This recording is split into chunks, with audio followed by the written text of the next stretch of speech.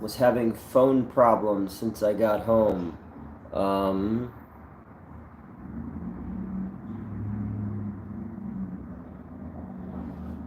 there we go. All right, if you were with us before and you dropped off, please join us again. I'll stream for a little bit. Just got home from work, uh, showered, shaved, and thought I would talk to you guys because it's been a while. Haven't had a chance to talk to anybody in a while. So if you got nothing else to do and you want to jump on, yo, what's going on? Hey, what up? What up? How is everybody? It's been quite a few weeks since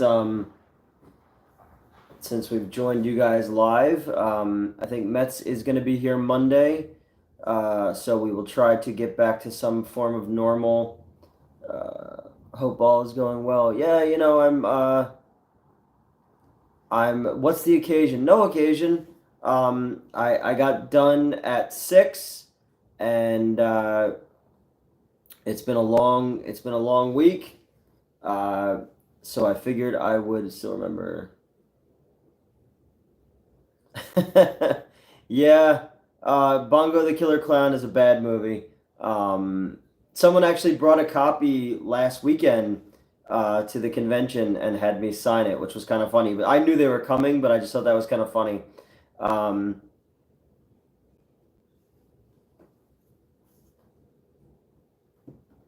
yeah, I think the Newt from Aliens is actually going to be at one of the monster conventions in New Jersey or Pennsylvania in the summertime. So I'm going to try to get to that. No occasion.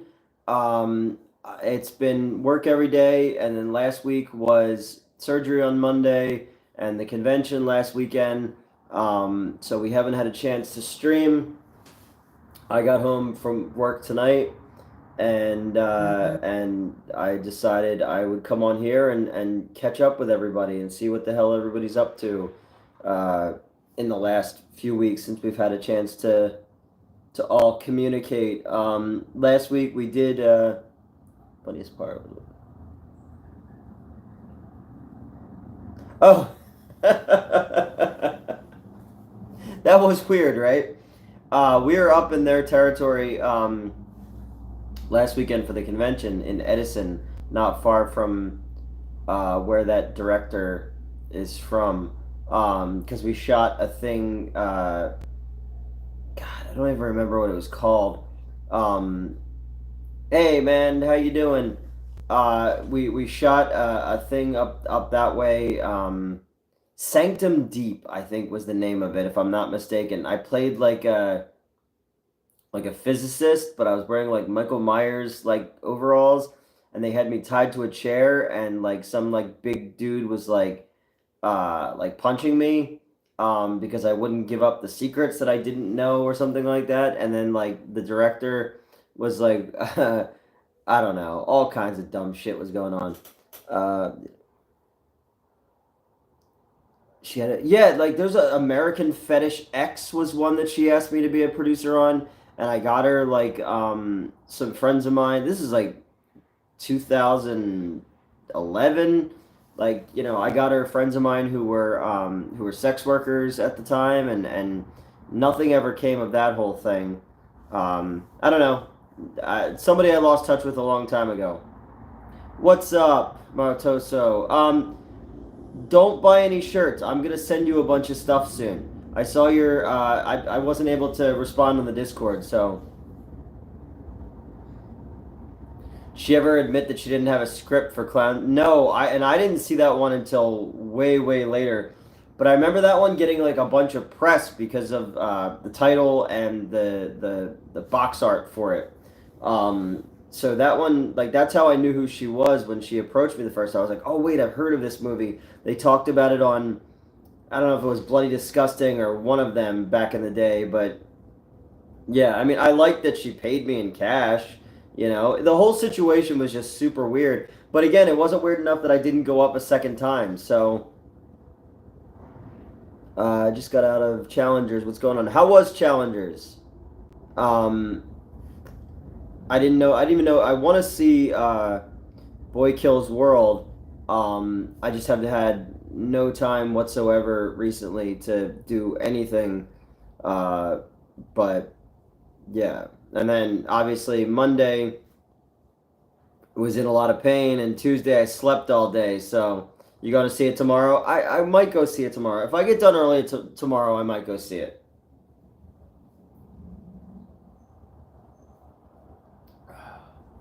Wichita. Sent to me by the lovely Sparkle Scarzilla. Sent me this. Ever heard of Camp Blood films? Or basically, yeah, Melissa, not Melissa from the channel, but Mel Heffernan from Swamp Zombies 2 is in some of them. Some of them I think were done by the Polonias as well. That's like the clown mask one. I haven't seen any of them, but I know of them and I've seen reviews of them. I want to make one of those. It seems like anybody can make one. I want to make a Camp Blood movie. I have access to a summer camp. They're bad, but they're fun to watch. All right. How's the new job? It's a lot. I'm a little bit regretting some decisions that I've made, but I turned down a dream job, something I've wanted my forever because I thought I needed to get out of the theater industry, and now I'm kind of regretting it. But it is what it is right now. I've got a couple offers that have come through from some other people, so we'll see. Because I was kind of left thrown to the wolves the other day, and didn't appreciate it. So I uploaded the first two to my channel. All right, I'll check them out then. I know, yeah. I've seen other people's reviews of them and stuff like that, and then like some of them are in continuity and some of them aren't. What's his name? Dustin Ferguson, I think, did a couple of them as well, if I'm not mistaken. Uh, I don't know. There's a lot of those like low to no budget franchises that I'd love to check out eventually. I always put it off, put it off, put it off. You know. What do you think of Quentin Tarantino shelving The Film Critic? And if he asked you to run his theater, would you? Oh, fuck yeah, man. Yeah, I was bummed about that because I was actually really looking forward to. Did you learn how to fix those cars? I learned some of it. It's a lot, and I think when I was messaging the Discord the other day, I saw a time in the morning. We thought it was going to be a slow day, but Passover is going on, and we had a massive Jewish population from like an hour away show up. So from 1 o'clock to 10 o'clock, we had done like 275 individual racers.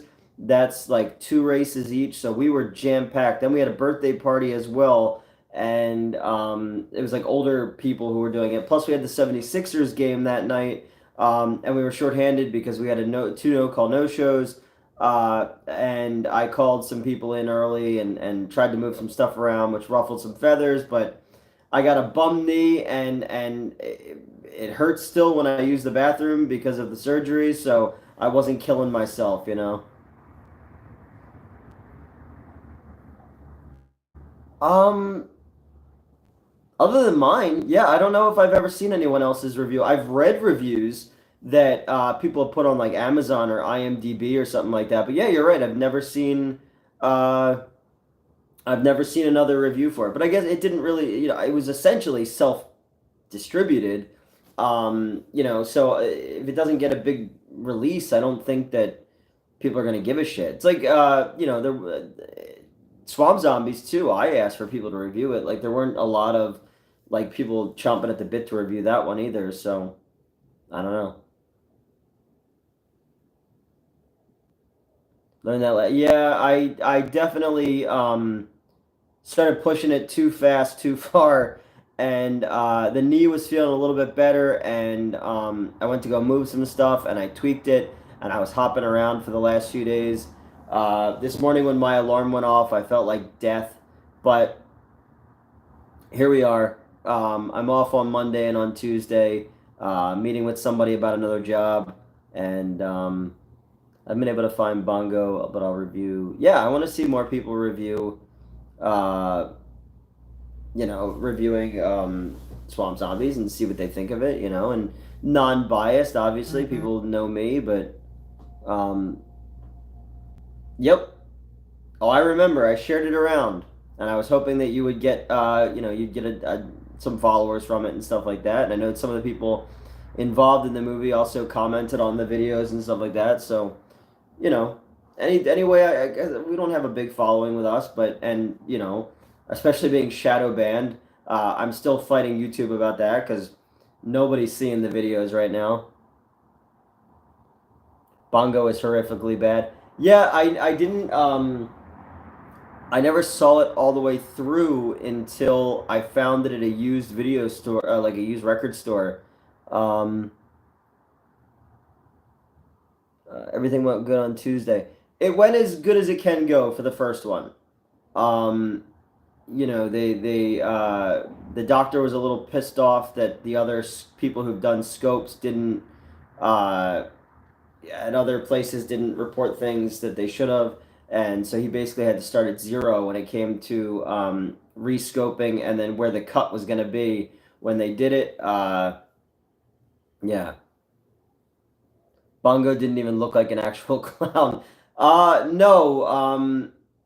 And then I don't know. I don't ever met that guy. I met the other girl who was in that movie, the one who like pulls her top open, who was like Ukrainian. She passed away a couple years ago because she's also in Midnight Show. I cast her in a small role in one of the trailers in Midnight Show. I think it was like Yolanda or something was her name, but she passed away from ovarian cancer like way back in like 2013 or something. She was the only other person from Bongo that I ever met.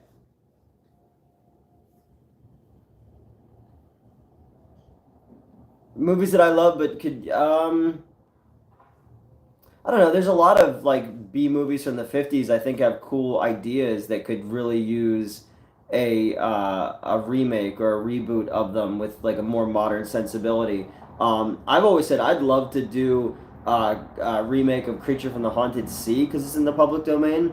I think that would be kind of a fun one. Jeepers Creepers Reborn. I never saw it, but I heard that the green screen is terrible. When was Bongo shot? I know it wasn't listed until released till 2015. We shot it. She shot it with me in 2013. No, 2012, because it was before I moved to Arizona. And we shot my scenes in a hotel in Seaside Heights, New Jersey. What do you think of the Little Mermaid horror movie? I didn't know they were doing one. Abigail was a pretty good movie. I liked Abigail as well. Metz and I went and saw that one last weekend. There's a bunch of stuff I want to see. I just haven't had time. Was it shot on a cell phone? No, it was shot mini DV. She had the tapes. From what I remember. I mean, I don't. At that point in 2012, could cell phones even take video? I don't even remember at this point. um,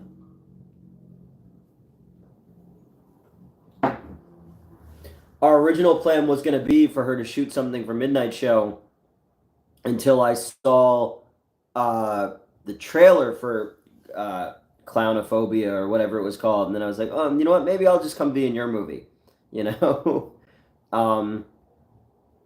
But it's fun to be top listed on the back of a DVD box, and someone clearly bought it because it was at a used record store, so that means that somebody out there's seen it. Right, Elvira? Yeah. Um, but yeah, for anybody who is just joining, been a couple weeks since we've had a chance to stream. Metz will be back with me on Monday. Last week we were gonna stream, but we opted instead to go see a movie and then to do a couple more reviews, just so in the event that work or the surgery didn't go, hey, what's going on, man? In the event that anything with the surgery didn't go well or work doesn't go well or something like that, I have videos stored up for the next few weeks. Martoso, I have two of yours set up as well. So we have stuff, opinions on Halloween 5. Halloween 5 is my least favorite of all of them. I would actually take the one with Busta Rhymes over part 5 because the one with Busta Rhymes is so ridiculous, and 5 just feels like, it's annoying. Killing off Tina and the cops with the squeaky shoes and what was part 5? 5 is the one where Daniel Harris has a psychic link to Michael Myers. I don't know. It's definitely my least favorite of that series. I've only seen the Rob Zombie ones once, so I can't really speak on those very much. They all blend together in the later ones. Yeah, I mean, 4 is just 4 is just a remake of 1, like pound for pound. It's just part 1 again. But my favorite is 3, so people can tell me I'm wrong all the time. Halloween never doesn't need sequels, Part 4 is overrated. It is 100% overrated. I as a film, it just flows together better for me, but I don't like 4 or 5.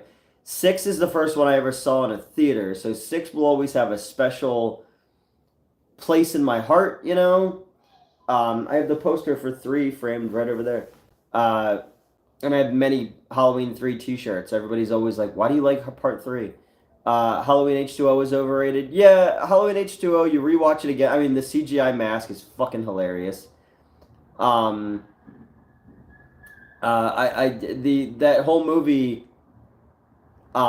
just, the last 20 minutes of H2O is really the only part of the movie that's even worth watching. All the trailer lines and all that shit are in there, and then, to have such a cool ending and to mess it up, it's like, oh, he took a ambulance driver's, he crushed his throat or something like that. 6 has some cool stuff in it.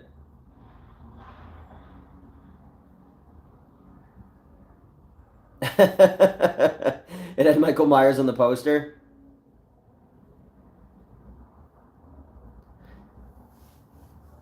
And I remember Halloween 6 I saw in the theater, but I saw it like towards the end of its run. My friend Kevin and I snuck into it. But H2O we saw opening night. We right after school we rode our bikes up and saw it.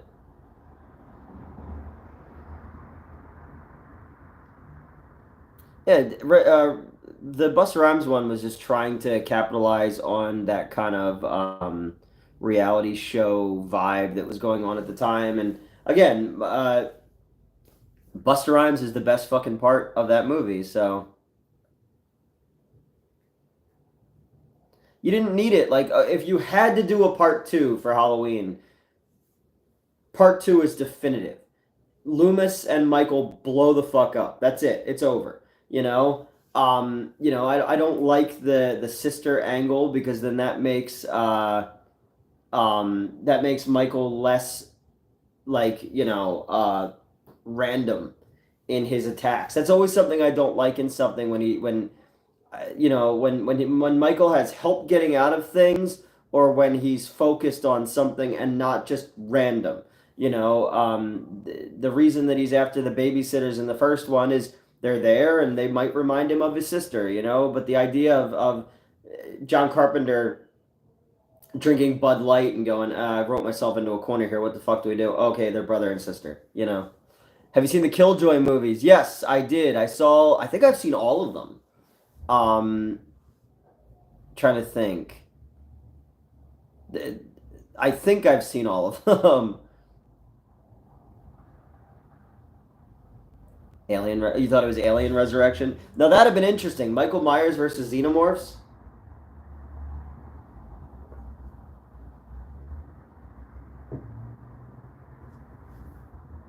Has anyone told you that Breckin Myers called and wants his DNA back? Not. Oh no, is that a bad thing?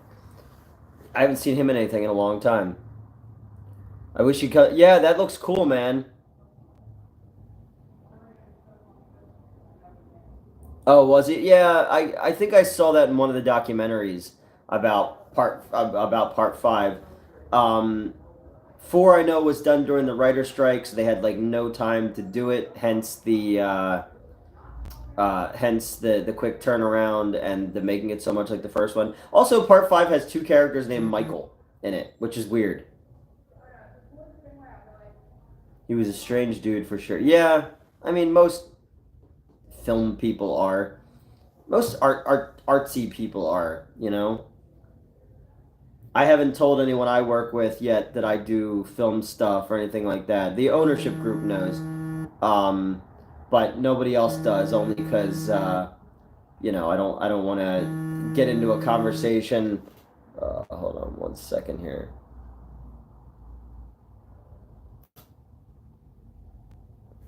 There we go. One of my old jobs is calling me.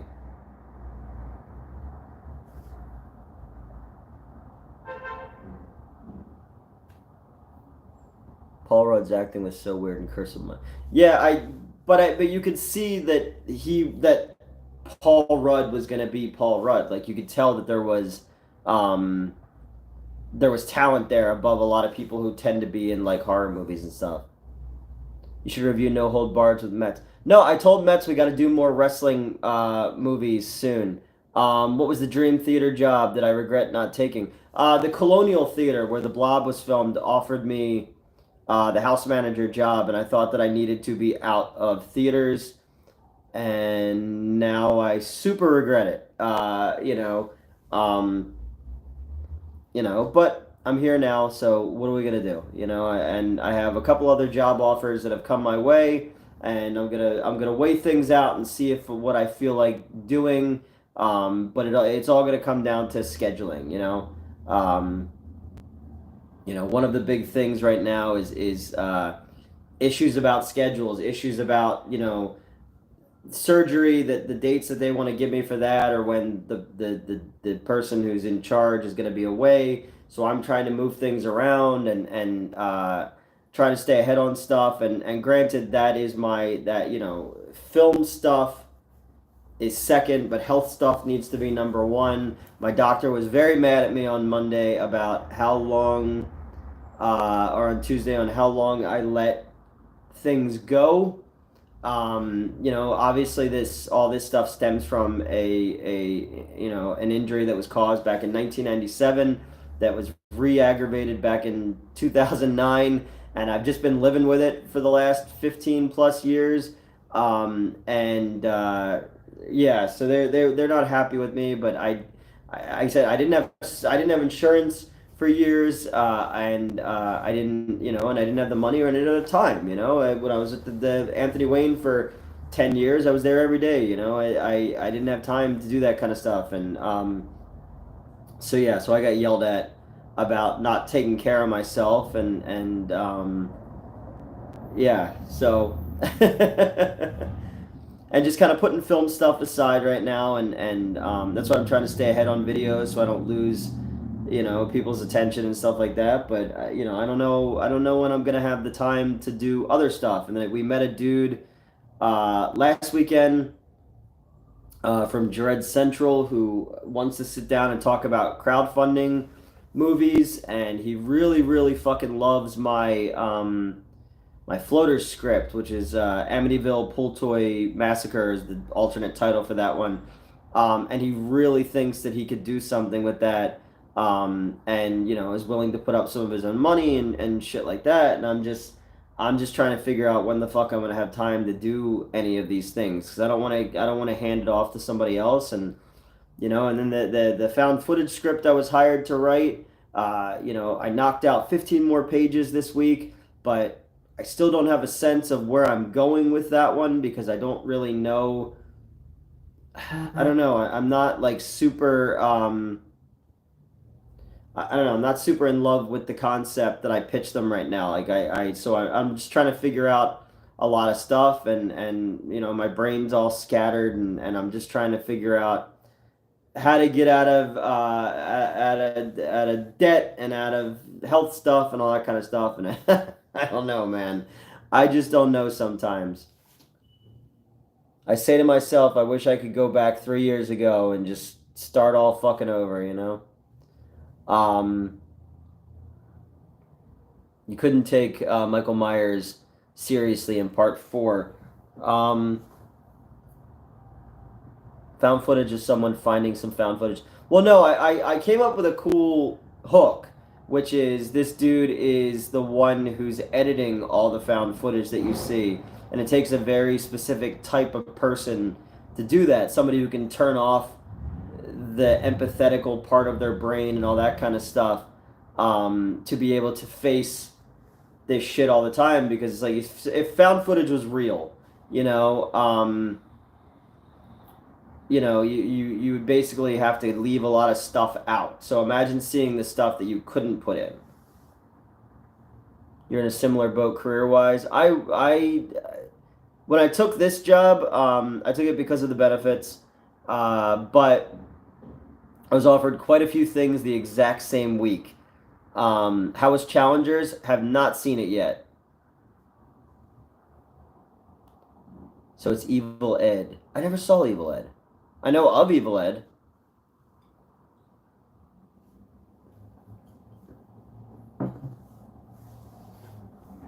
But yeah, so I got 15 more pages written for that guy on that. I'm gonna meet with this other dude. Hey, what's going on, James? Gonna meet with this other guy about the idea of crowdfunding, about the pool script. I sent him a whole bunch of shit. He read everything. He gave me some really, really good. It reminds me of the movie Closer. Opinions on part 8, Jason Takes Manhattan. We had a bunch of the part 8 people were sitting around us at the con last weekend. I don't know how Crystal Lake attaches to the ocean, but everybody's said that before. I don't know. It was toned down. I love Kane Hodder in it, obviously. I love the punching the head off thing. I love the scenes where they actually are in New York, but for the most part, the just being on the boat stuff is just eh. You'll ever do a creator clash? No, they canceled it, didn't they? Didn't they like owe a whole bunch of fucking people money? Like they didn't pay anything to the charities and stuff like that. So I don't think they're gonna do another one.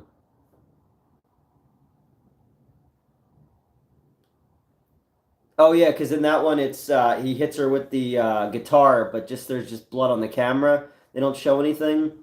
Um, yeah, I don't know. Towards the end, obviously, they started to get very toned down. Um, at the end of their time at Paramount.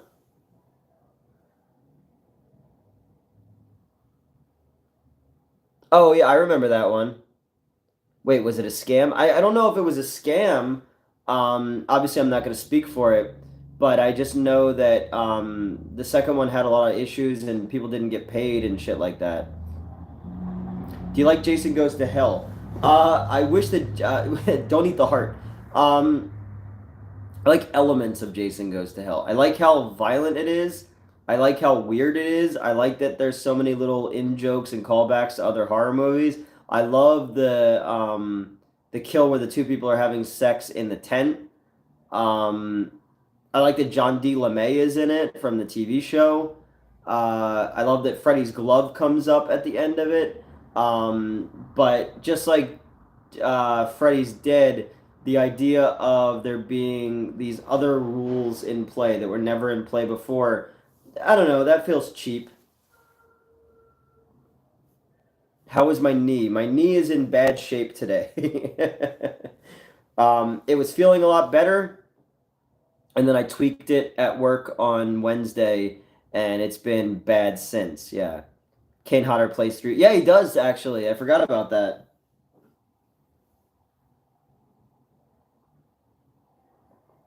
I like Creighton Duke.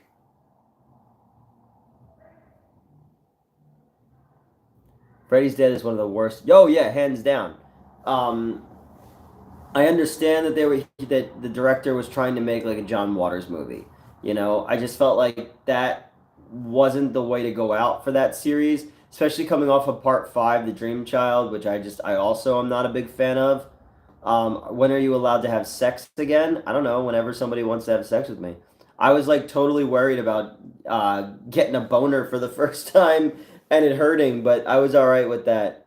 Part five is my personal least favorite. Okay, I love three and four. Uh, but I'm a big fan of two as well, and a lot of people don't like two. Um, I feel like one is like taken the most seriously, but he's not a fully formed Freddy yet. I haven't seen the new season of Chucky yet, but I really want to. I've liked the other seasons so far of it, especially because it takes place in New Jersey. Devon Sawa's in it, and they found a way to make all the continuities work. Uh, D bounced back quick. No, it hasn't. The first why did people hit? I don't. I didn't finish it, and I wanted to. I totally like lost track of it. Halloween Ends was horrendous. Yeah, Halloween Ends with Corey Cunningham. Um, Lana and I had a good time with it. We saw it in the theater. We saw it in IMAX, and we were just so baffled by what we were seeing that we enjoyed ourselves. Plus, we had been drinking. Um, yeah, I don't know. There's elements of 2018 and of Kills that I really like, but the way that they constructed Halloween Ends just really made no sense to me. They heard about a Crystal Lake TV show. Is it gonna happen?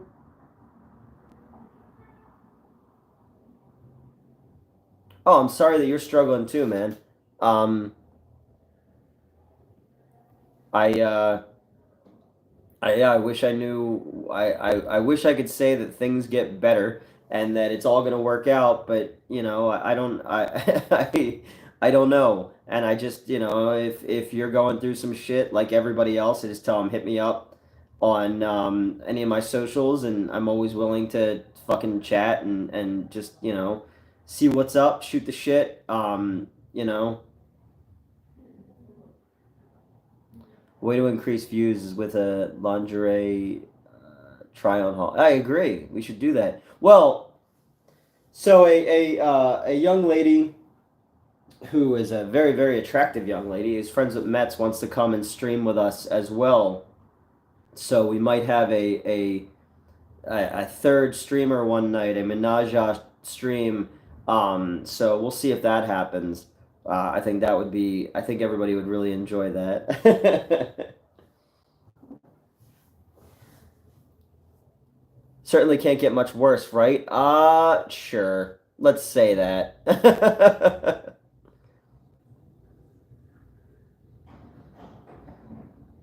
Yeah, I don't know. I tried to rewatch Ends not too long ago, and it took me a couple times of stopping it, restarting it to get it through it. Is she as hot as Fallon? It's different. Um, Fallon's more like raw sex appeal, done up kind of style. So you guys will see when if she comes to join us sometime. So that'll be cool, right, Elvira? Yeah. I ever watched the show Shameless? No, but one of the girls who's on it looks like my friend Jeanette. That's kind of all I know about it. I'm off. Enjoy your dinner. I deal with impending insanity by mental bathing. Insanity. Yeah, I obviously had to stop seeing my therapist because of financial reasons. My ultimate goal is to get back into that. Stop meds altogether just because it was making me feel off. But I'm hoping that the job thing will resolve itself and the health thing will get situated and we'll go from there. We just need I just need to get ahead, and that's the whole thing is just figuring out.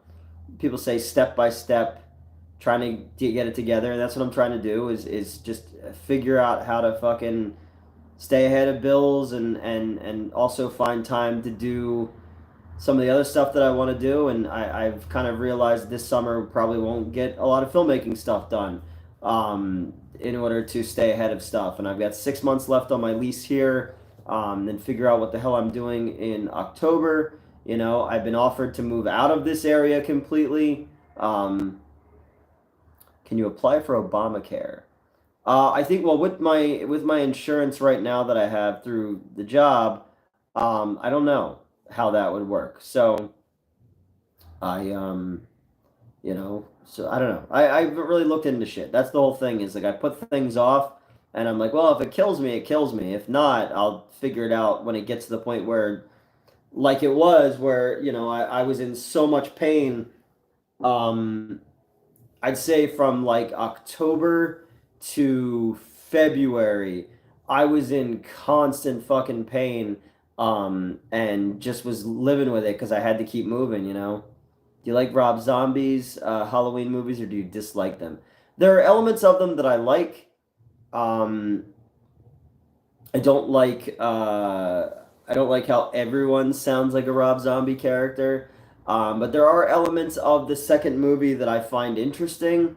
I do like the concept of dealing with PTSD. I like the idea that Michael actually died at the end of the first one, and that was Laurie the entire time in the second one. I think that's kind of a cool idea. Um, you can apply for Medicaid to be a secondary. Okay, all right. See, these are things that I wish I would have known, but I'm 42 years old and I just put things off. Um, yeah, and just figuring out if I'm gonna keep this gig or if I'm gonna take one of these other things and applying like crazy to stuff still, even when I started the other job, just to figure out being in the right spot. But again, I'm kicking myself that I turned down the Colonial job. But you know, I've been offered to move to Albany, New York, and run stuff there. It's just I'm worried about leaving this area. Yo, what's going on?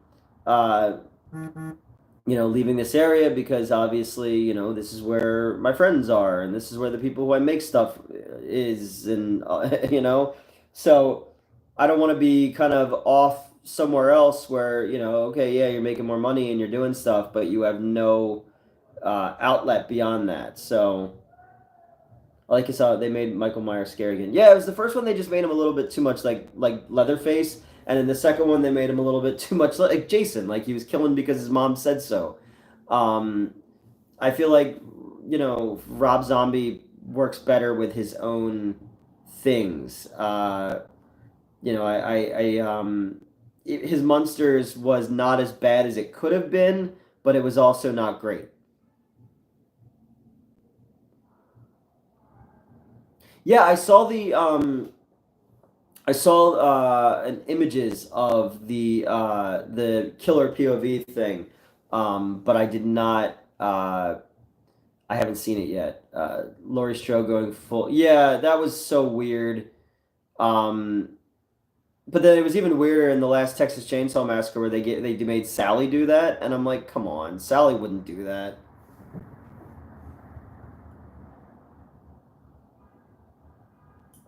Not to mention that it wasn't even the original Sally. It was the woman from Mandy playing her. There hasn't been like the '80s slasher movies. I think need to. It'll be released at the end of May. Oh, okay, all right.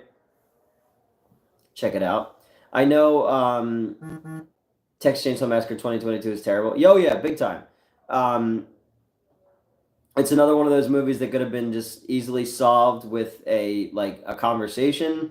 You know, a bunch of fucking dipshit influencer Gen X or Gen Z kids show up and to a town in the South and get super offended by seeing a Confederate flag. It's like, dude, I don't like the Confederate flag, but pretty sure that if you go to certain places, you're gonna see it. You know, that's just how the world works. You know. Um, and you know, and yeah, they deal with the decapitation by taking their phones out and saying they're gonna cancel Leatherface, and I'm just like, Bruce. I could see that. Bruce. I mean, there's so many Bruce exploitation movies. Why not? Bruce Lee goes to Texas. If you haven't seen my review for The Dragon Lives Again, I did a couple weeks ago. You should check that out. That's got Bruce Lee with The Exorcist and The Godfather and Popeye and Emmanuel. It's fucking crazy. Oh. Um, yeah, I don't know. I keep thinking that somebody's gonna revolutionize the slasher, but everybody keeps kind of going back to the well when it comes to stuff. What would you fix about Halloween 5? Um, well, first things first, I would reintroduce the Doctor Death idea that was cut out. I would take away the psychic link, um, and I don't know. I guess you would have to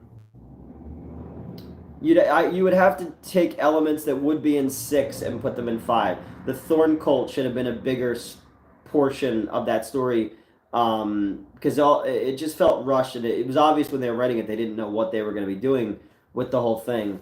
Um, but I don't know. I would have had it take. I don't know. I don't know. I'm trying to think of it now. Like, how would I take the elements that are already there and create something new with it? If because that means in ripple effects 6 and all that would have to be the same. I guess I would have the Thorn Cult be far bigger in the movie, and it would have to take place, and I wouldn't kill Tina, at least not till the end. And again, take away the psychic link. So and obviously, Daniel Harris not being a mute would be important. Um, Not making Michael's house at the Myers house at the end into like a weird gothic mansion.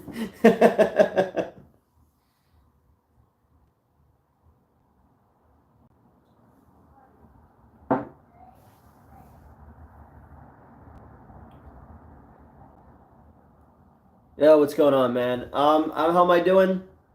I'm tired. Um, Still pretty sore in the old pelvic area, and my knee is still sore.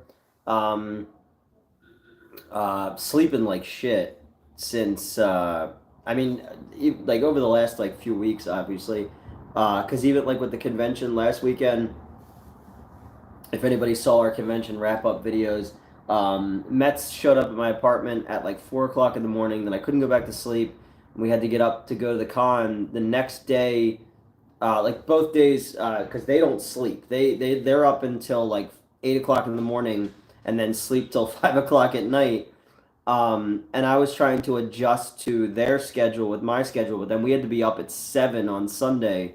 So, and then Monday I had to be up for a doctor's appointment at 9 a.m. for get there at 10. And then Tuesday went in for the surgery. Then Wednesday I worked 8 o'clock to 10 o'clock at night, and then same thing on Thursday. Do I know Sean C. Phillips is? I know of him, but I don't know him. We've communicated online because he wanted me to help him crowdfund something, and I didn't appreciate being added to like a group to like to crowdfund, so I unfollowed the guy on stuff. So I know of him, but I don't know him. Same thing with Dustin Ferguson. I know his work, but I've never talked to him. I at least respect what Dustin Ferguson does. But yeah, so just I'm just tired, and then today I worked 9 to 6, came back here, shaved, and then jumped on with you guys. Gonna try tonight to write a couple more pages for this dude, um, and then tomorrow I work night, so I get to sleep in a little bit. But I gotta go run some errands tomorrow morning. Have you ever watched any of Dustin Ferguson's work? Only when Movie Timelines does stuff or people like that. I've seen. I've no. You know what? I saw Amityville Toy Box, I think, because there's a scene with Mark Patton from Nightmare 2 in like a toy store, but like you can't hear any of his dialogue, and all the background music is like the tune from like the Your Movie Sucks website or something like that. I think that's one of his movies that I've ever seen all the way through. Um, Yeah, I think so. But I mean, the dude's made like 1,000 movies. I mean, movies, but far more than I've ever done. You know, um, trust me, if I had the money and I didn't have to worry about it, I'd just be out fucking making no budget movies every single solitary day. You know, um, but I respect the hustle. What did I miss here? So you need another surgery to fix something from the last one. Yeah, so basically, the way it worked was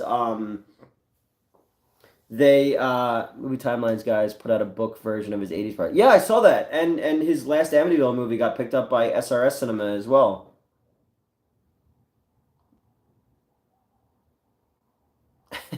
That'd be great, right? The new Alien movie is goes super woke.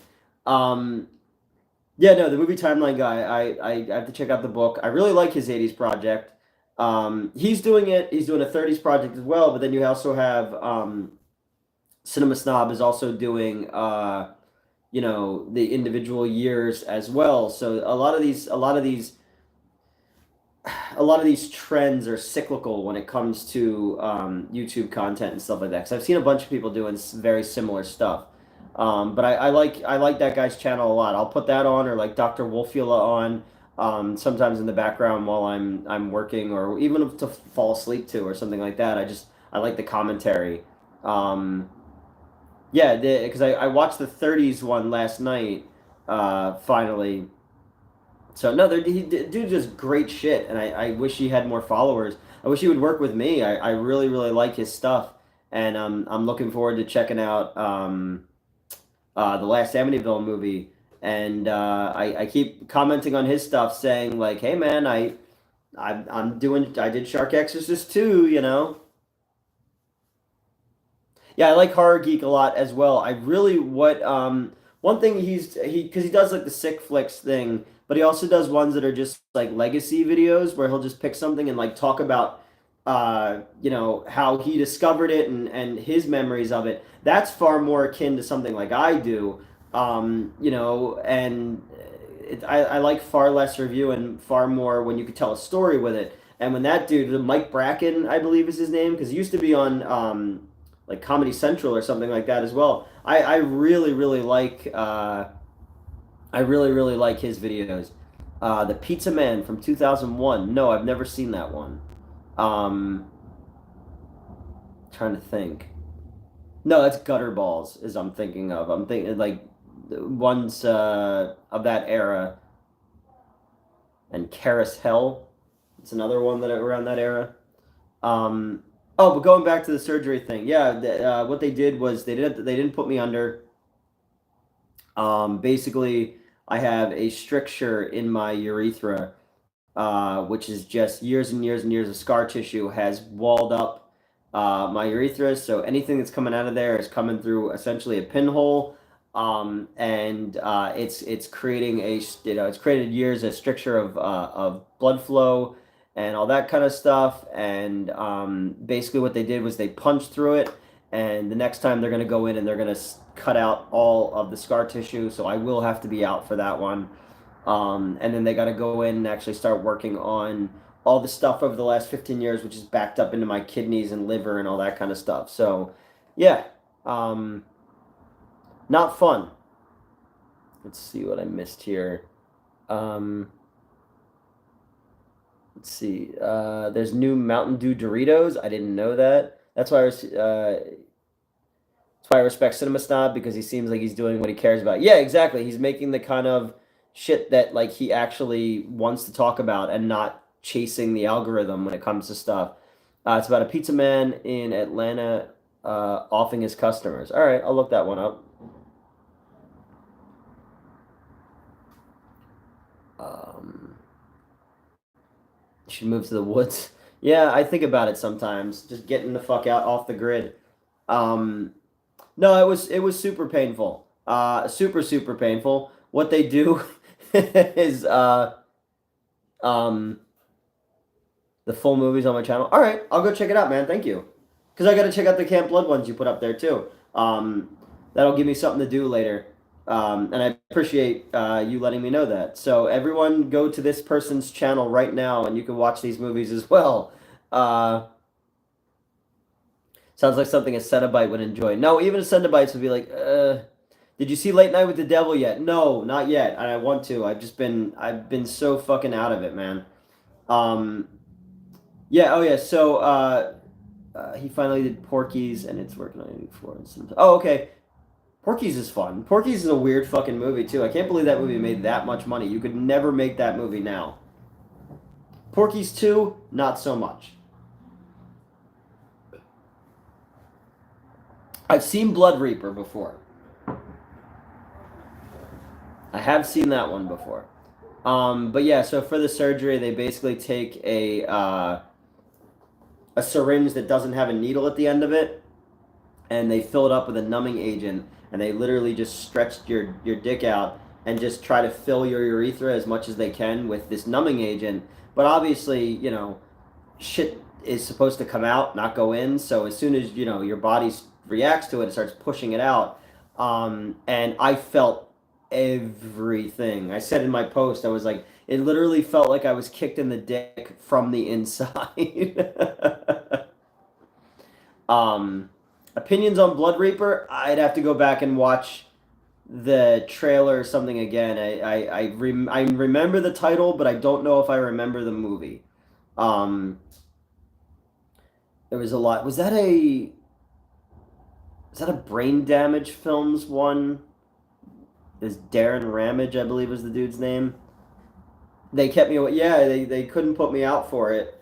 And it was a couple times of the killer with the gas mask. Okay, that I do remember then.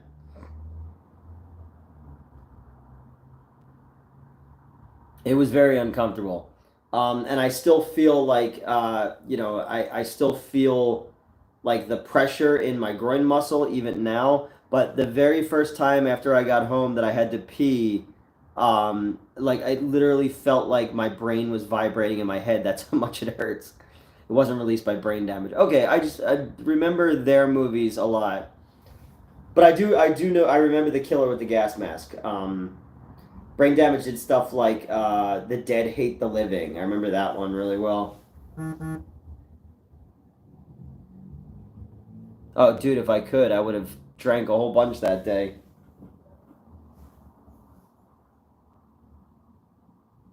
Yo, what's going on, man? Congrats on still being alive. Brain Damage, Terror Tunes. I don't think they did Terror Tunes.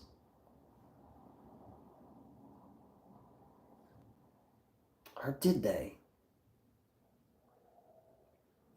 Now I'm trying to remember who did Terror Tunes. Um,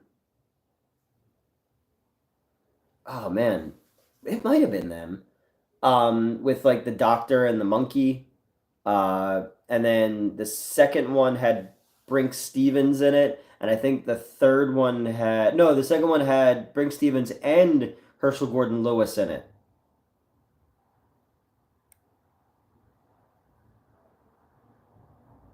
Man, I would like every day. I think like I would fucking love to just right now just drop everything and just go make a fucking backyard slasher movie. No, don't worry about budget. Just shoot with the shit you have and your friends and stuff like that. Obviously, it's not the case, but I pine for those days, man. I miss, just being able to go out and just shoot shit with my friends and all that kind of stuff. Even like all the midnight show trailers, like, I miss when I had that group of people and the extra income to just go and shoot random ideas that I had and get it all put together and stuff like that. Um, yeah, those days are over, but I'm broke, I'm old, I'm fat. Nude's definitely. I don't know about that. We don't know. You could wake up dead tomorrow.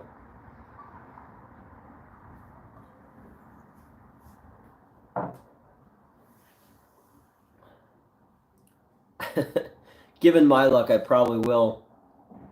There'll be time now. Time now to make movies. It'll be like a Twilight Zone episode, but nobody will be around. I'll be like Will Smith in I Am Legend with just a bunch of fucking mannequins and shit like that. I don't know. If this meeting goes well and this dude wants to crowdfund something, maybe I'll have a chance to make something. Um, I don't know. I don't know anymore. They need to bring back DVD stores. They need to bring back VHS stores, man. Um, I so like that's the shitty part about getting old, is remembering what things were like before everything was so corporate and digital and all that kind of shit. And the video store and the old school movie theater experience, like I it's never coming back. It's dead. But I miss it every fucking day, man. I just genuinely miss that whole vibe. And it sucks to not realize you're in a good thing while you're in it because you think it's always going to be good until it's not.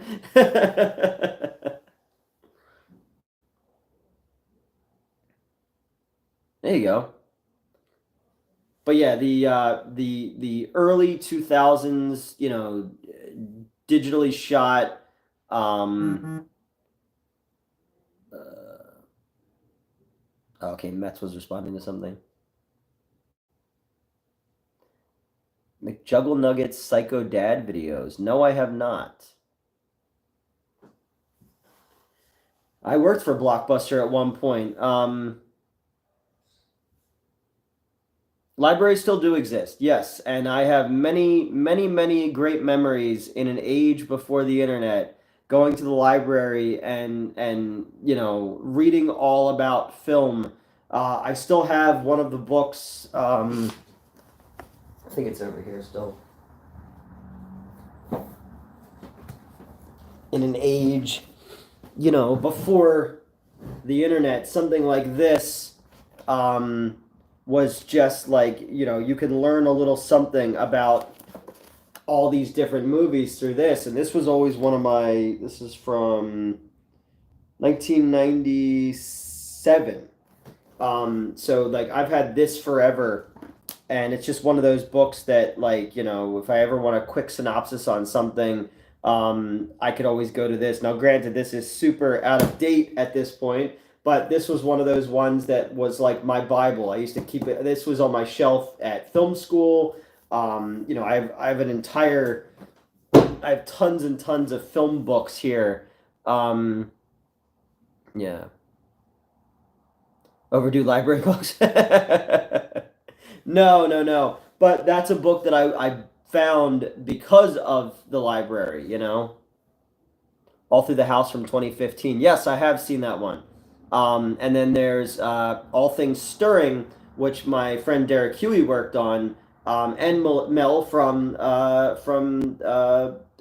Camp Blood, and she was also in Mrs. Claus. I think the two of them worked on that one as well.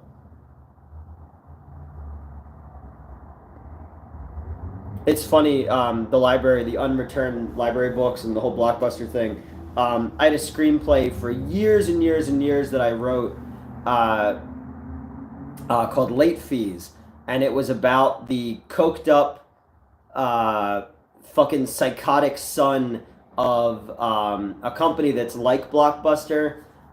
He's the son inherited the company, and he's a fucking cokehead, and he's unhinged, and he's getting back all of the unreturned tapes that he believes are his birthright from his father's company.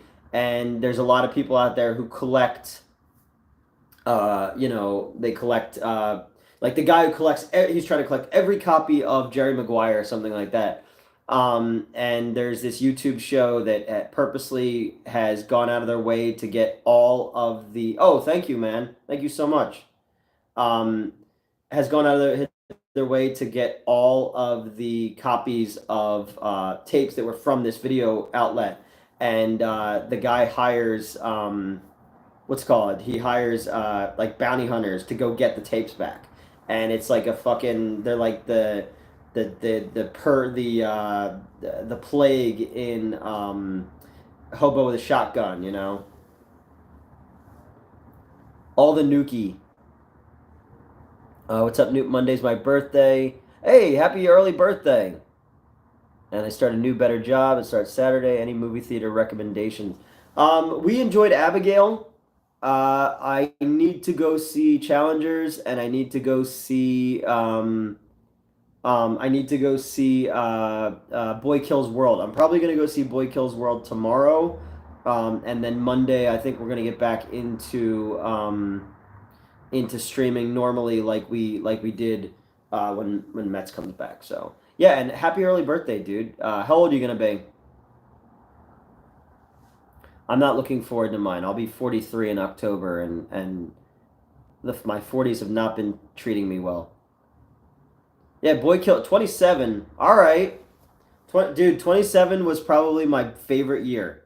Um, my 27th year, like when I was 27, was fucking fantastic. You know, on Alien Day was fun to watch. Oh yeah, today was Alien Day. Yeah, 27 was fantastic. 43 is the new 21. Uh, oh no, okay, I know what you're talking about, but I have not seen it. And Dendo's art, thank you for the super chat. Um, Always appreciate when you guys do that kind of stuff. It has a couple hundred views. I'll look it up. I know it's been brought up in conversation before in another film group that I'm in on Facebook, I think. So I will go look it up again. You got 3 years on me. Uh, I don't know. It's just like I have not seen Night with the Devil yet. I need to. I was either thinking about doing that tonight or streaming with you guys, but I was like, fuck it. I haven't streamed in a while, and I haven't really caught up with people, so I didn't. Yeah. Was it discussed in videos? No, I think people were talking about it in the chat. Um, yeah.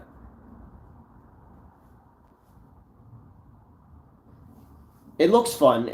Boy Kills World looks fun. Did they only release the first one today? Because I want to see Aliens in the theater again, and Alien 3.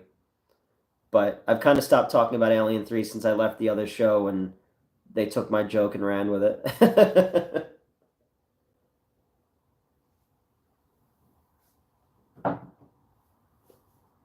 How's Mets? Mets is good. Mets was here all last weekend. Friday, Saturday, Sunday. They left on Monday. And they'll be back here on this Monday. We'll be streaming.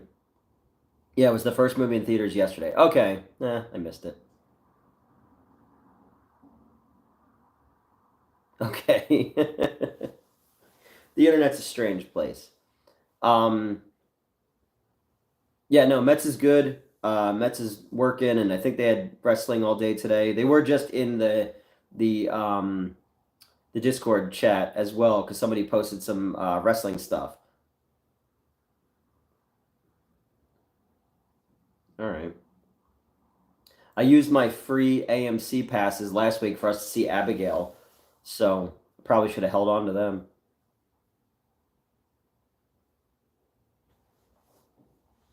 Make sure if there's anybody I missed your comment or something like that, just let me know. I don't want to skip anybody in here.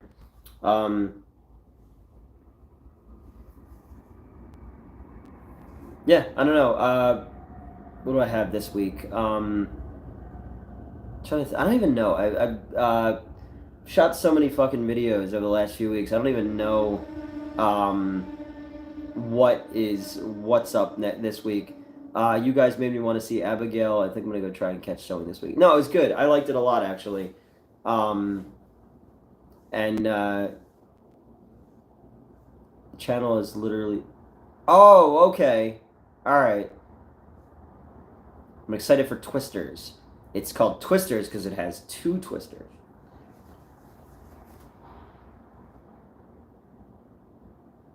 I know that The Mummy got re-released today, I think. I think The Mummy was back in theaters again. I'm gonna try and watch Twisters in 4D. That'd be kind of cool. That's the kind of theater experience that I think you need, you know, because I'm not a big fan of all the moving and shaking and shit like that. But I feel like something like Twister would work for that.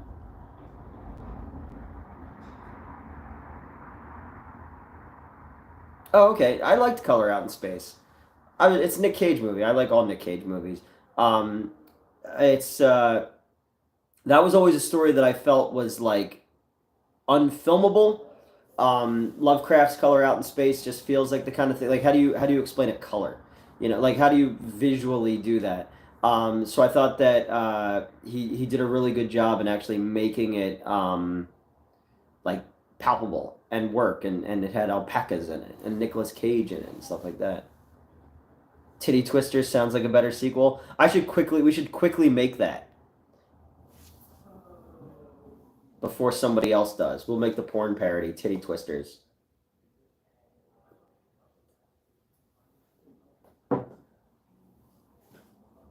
I think yeah, we did I do Twister for the old show?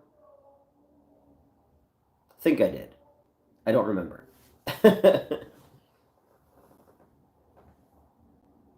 Yeah, I did because I brought the game Twister. Cage had a bunch of new movies. Yeah, he's got a movie that looks kind of creepy. With the trailer, he's like crying. Uh, the trailer looked neat. The thing about the Clippers, I saw the trailer for that. Favorite Hammer film? Um, hmm. I love Scars of Dracula. Would you ever work with the director? I don't know. I don't even know what happened to her. I don't even Geraldine Winters. I don't know what happened to her. Um, if she asked me to, I would, but I haven't had any contact with her since probably 2016. Updates on the prostate. So it's not the prostate. It's the urethra. Um, the stricture is what was causing all of the issues that I had. Obviously, the prostate and my kidneys and all that kind of stuff need to be all figured out when they figure out the stricture. I don't think she's involved with film anymore. Yeah, it's probably for the best. Maybe they just wanted to know about your prostate. Oh, it's fine. You know, I could show it on camera. Um, I need to watch Hammer films, seen only some. Yeah, they're definitely kind of like Hank Hill. Yeah, of a narrow urethra, but it's not narrow. It's just like it's because of scar tissue. Um, yeah, what I love the Hammer movies introduce sexuality and blood into the movies, and I think there's something really cool about that, and I like the idea that it was more closer. It was closer to the original text with the atmosphere of them and everything. Said in the video she didn't seem all there. Yeah, no, she seemed like a woman who was used to getting her way. Yeah, have you ever seen Cage's Joe? Yes, I like that movie a lot. It's from the same guy who did Green Room, I believe. Um, but yeah, she was interesting to say the least.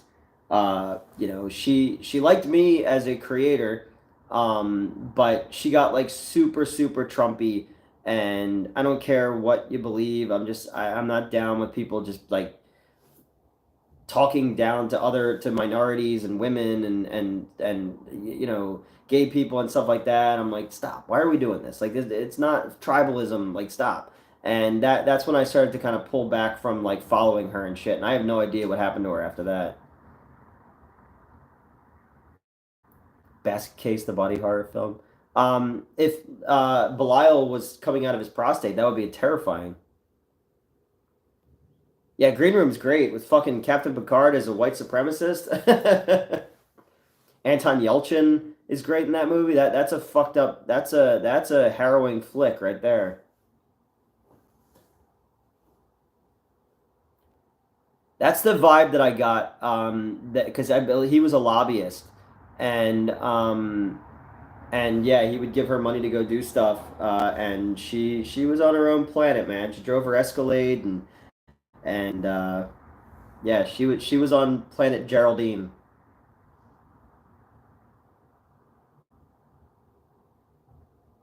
Ugh. Yeah, Green Room. What else? He did Blue Ruin as well. Romper Stomper. Yeah, man. Fucking Eric Bana. That's also like what's his face with Bronson? Fucking Mad Max.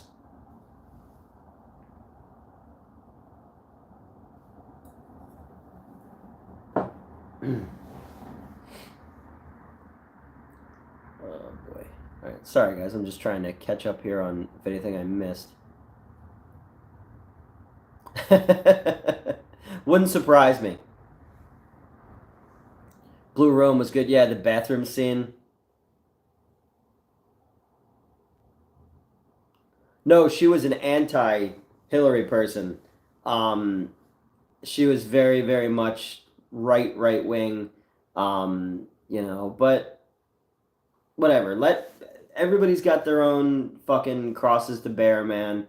I there's a lot of shit that I'm super right wing about, and there's a lot of shit that I'm super left wing about. Both sides upset me, because nobody talks to each other, and I find myself just wanting to be in the middle all the time, and just common sense.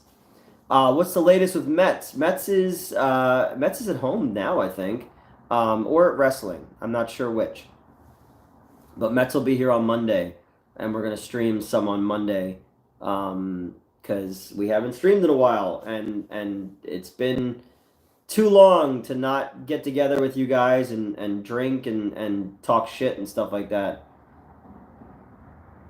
Yeah, because you have people on the left and just go like, oh my God, like I understand why the right hates you, 11 hours tonight? No, I worked way too long today, and I'm tired, and at some point I should probably go grab something to eat. But I just wanted to come on for a little bit, and I figure we'll go like 2 hours, and just so I can catch up with everybody and see what's going on with everybody, and prime the pump for whatever this Wednesday's video is. I honestly don't know. I have to check, and that we're gonna be streaming. You know, especially if she's hunting. Yeah, I don't know what. No, she wouldn't get her hands dirty. Um, Imagine wrapped in barbed wire. Don't give them any ideas. They love that shit. We were hanging out at the con with a dude, Jason. He's like the sexiest man in the world or something. He was called. He was a former pro, or still is a pro wrestler that we were hanging out with, and then we were also hanging out with Dr. Chud from the Misfits, which was super cool. And I was having some really really cool conversations with him about music and film and how he scores things and how I want things scored and stuff like that. And it was really cool for somebody from the Misfits to be asking my opinion about shit. Obviously, they came around because they were looking for Fallon because Fallon had our booth on Saturday. But it was really really cool to get into conversations with them because I didn't get to walk around much. Mets would disappear for long periods of time and just go make friends, and I was at the booth just kind of sitting there. But I got to meet some neat people who walk by. I just didn't get to go around and schmooze with any of like the celebrity types or anything.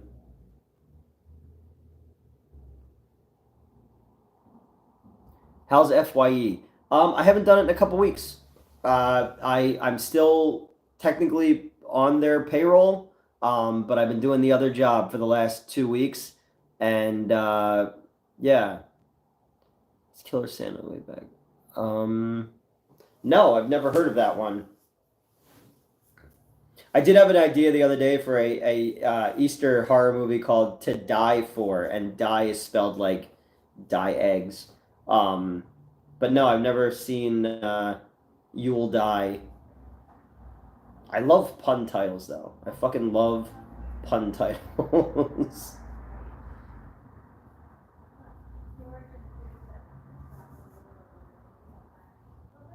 But there's also so much shit that gets released. um, out there. It's hard to keep up with things, you know. Well, now see now I'm gonna go to your channel and I'm just gonna spend the next few days there, because if everything is there, I'm not there's not gonna be any place else to I'll need to go. I'll just catch up on all these movies. Just play FYE the other. No, I'm just keeping it as a opportunity as a thing where you know in the event that the bigger job that I'm at right now doesn't work out, I can do something at least a couple days a week. While I look for something else, I have a couple other interviews that are set up.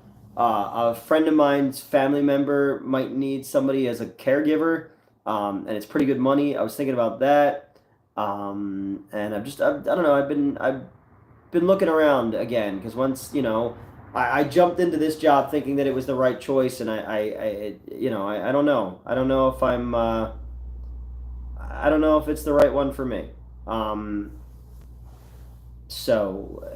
we'll see. I'm but FYE loves me. That's the whole thing. Like when I went to the other job, like they were legitimate. Like the corporate people were like legitimately bummed out. I got along with everybody really really well. So but I'm not a retail person. I don't want to do that. But it's good to have options, and I'm always working. Like anybody who knows me knows that I'm just always working. So Hard Timeline's one of my favorite. Yeah, he's great. I discovered his stuff totally by accident and went back to his entire catalog of stuff, and I really really enjoy the stuff that he does. And he's a good filmmaker too. So he's one of those guys that I can tell like genuinely like cares.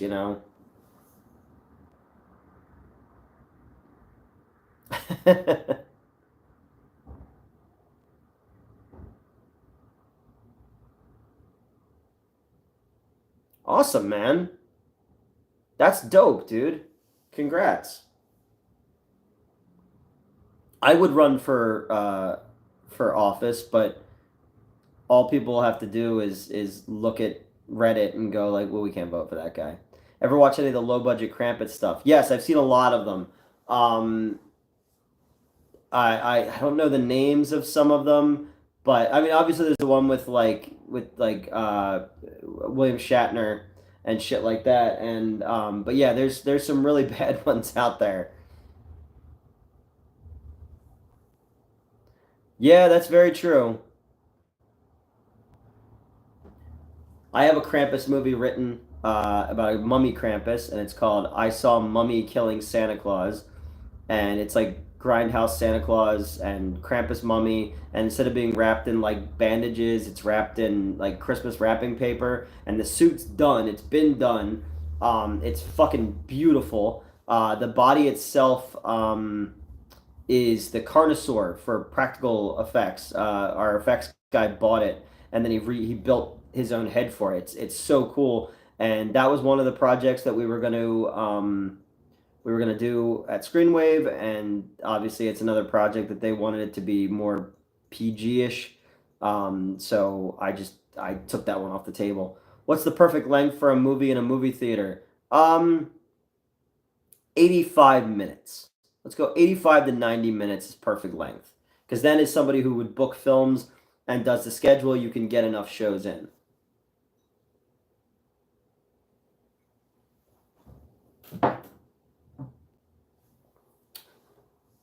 But I finally saw, if I know where it is, I finally saw Krampus,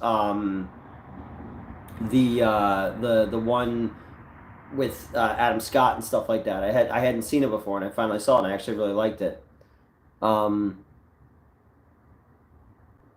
Krampus, the Christmas Devil is one of the worst Krampus films. I'm trying to remember. Is that the one where like Krampus like killed like a pedophile, and it looked like they were filming it in like a garage or something like that?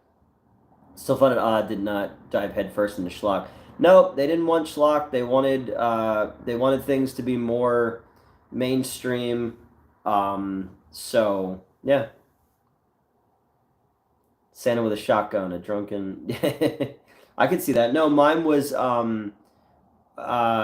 my Santa Claus is Professor Klaus, and his family comes from the line of the Santa Clauses, and obviously the stories of Santa Claus have been turned into legend and all this kind of stuff, but it's based on actual events that happened, and there was once an actual war on Christmas, and that's when the Krampus was taken down, and yeah, so Vulgar is great. Let's see. Do you remember the Art Carney episode? Yes, that was shot on video. It was one of the very few Twilight Zone episodes that was not shot on film. Okay, yes, and that's the one I have seen. Yeah, it's terrible. I get those and like the Robert the Doll movies mixed up.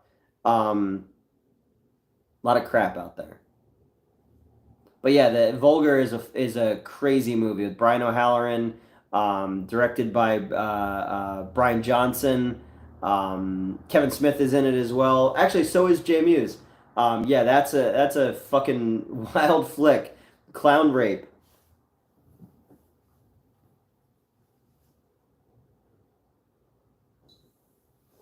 And I think at one point he wanted to make a sequel to it. Nothing ever happened to it. Back when Kevin Smith was distributing films himself, because he had one called like Bundle Sticks or Bundle Scraps or something like that he put out. That a guy I used to know, Tommy Avalone, was a producer on. He also did the I Am Santa Claus documentary and Ghost Heads and I Love You, You Hate Me for documentary for about Barney. So he's done a whole bunch of shit. Should have been closer friends with him. I spent all my time being friends with the Screenwave people. I should have been friends with the other dude, and I would have done better. But I'd love to make my Krampus movie eventually, man. I have the suit, I have the props. I just don't have the budget. I don't have the budget and the cameras right now. Um, but that would be a fucking fun one to do. That's one of my favorite scripts I've ever written because literally every page is has multiple just Christmas related jokes on it. So many lines are from Christmas songs and stuff like that, and it's super layered. I would say almost too much. Like if I went back and did a draft, I'd probably take a lot of that stuff out. Um, but let's see what happens if I can get the pool one done, and then maybe some other stuff will get done. I had shit like Amityville Halloween written and ready to go, and started putting all the pieces together for that, and then that dude in Ohio burned me. And I think Fallon's gone on is doing the rest of Sucks to Suck without me and stuff like that. So I don't really have anything right now uh, going on. I have projects coming out finally. May 21st, Shark Exorcist 2 comes out. Two movies come out in June that I wrote. Finishing up this script slowly for this dude for the reality for the found footage thing. But other than that, I don't have anything right now. This is the first time in a long time I've had no real inspiration and no real desire.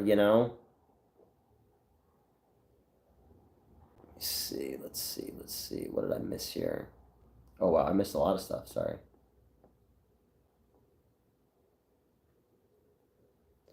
Uh, the video made it surreal. Kevin Smith announced a new project called 430. Oh, the movie theater one. Yep. What's the best anthology horror series? Um, my favorite is Creep Show, the first Creep Show. Does Full Moon still produce stuff? Yeah, of course they do. Opinions on the Evil Bong movies. I do like the later ones. I like the last one that had like Darcy the Mail Girl in it and stuff like that. I thought it was kind of fun. Newt will pull a James Gunn and take over the MCU. No, I doubt that I'm going to be taking over much of anything. Um, that's very true. You always need a derpy cat. We'll now run into a continent. I mean, hey man, Joe, like if we're ever at a con that you're at, stop by and hang out, you know? Richard Grieco with Coke on his face. Yeah, that was something. Where can I get a copy of Florida Man? I was told that Florida Man will be available to order this summer. I'm not holding my breath, but that's what I was told. But it won't be called Florida Man anymore. While that story that I wrote is called Florida Man Saves Christmas, the book won't be called Florida Man. Because there is another Florida Man comic book out there that beat me to it. And there's been people who I used to work with and stuff like that have promoted that one and put out the idea that I stole the idea, despite the fact that the first time I ever mentioned the Florida Man comic was back in 27. Well, it was a movie then, 2017. So we're gonna call it something different. But each Florida Man story will, the book title and then each individual story inside. But this one's still called, the story itself is still called Florida Man Saves Christmas. The second one that I wrote is Florida Man in R.I.P. Tide. And I'm told that the first 6 issues will be out this summer. I'm not sure when. The producer said that when it's time, everyone will know about it. So I'm just sitting back, not saying a word, and letting them do whatever, and we'll see what happens. Opinions on Jason X. I like Jason X. Jason X is schlock. Jason X, it would be like a it's like a I don't know. It's like a Charles Band movie, or like a Roger Corman Aliens ripoff movie. I genuinely enjoy Jason X for just the silliness of it. How about Freddy versus Jason? Obviously, I always have the nostalgia glasses on for it because I had waited my entire life for that movie. And the night that I saw it led to me breaking up with a girlfriend. I think for what it was the best that it could be. Yeah, exactly. The money shot with the sleeping bag and the freezing the girl's face and everything. I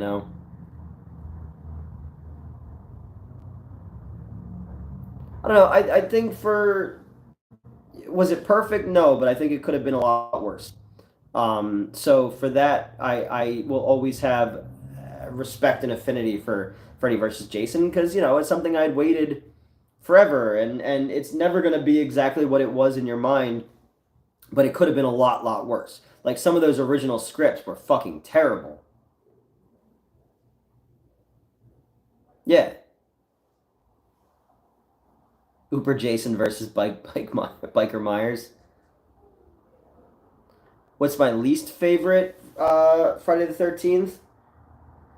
Uh, 7 is Carrie versus Jason, and or no, I guess Manhattan would be my least favorite because at least the Carrie one has some interesting stuff in it, and I genuinely love the look of Kane Hodder in that one. Um, John Carl Beekler did that one too, which is another one. They're doing Chucky versus Megan. Oh, interesting. Oh yeah, Jason standing trial. That's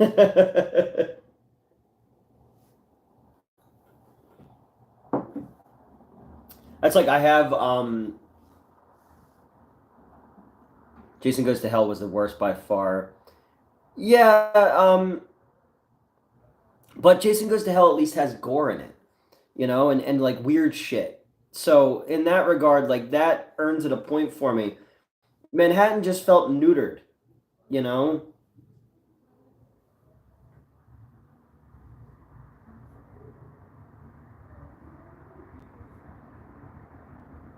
They didn't make a Freddy versus Jason 2, but there was a comic book, Freddy versus Jason versus Ash. There was two comic books actually. I mean, I don't know. I mean, I don't think they even resolved what movie has your favorite 80s punks? Um, hmm. 80s punk movie. Class of 1984, Fabulous Stains, Times Square is a good one. Return of the Living Dead is a good one. Hmm. I'd have to think about that. I do love me a good punk. Nukem High, yeah.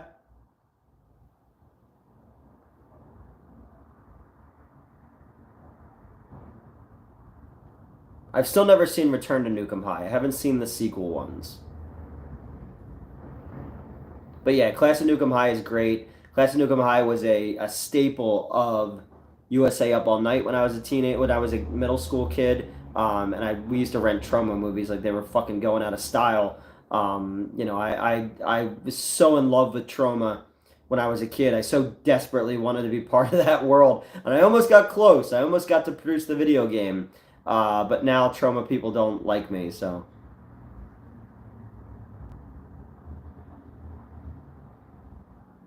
We just reviewed Warriors.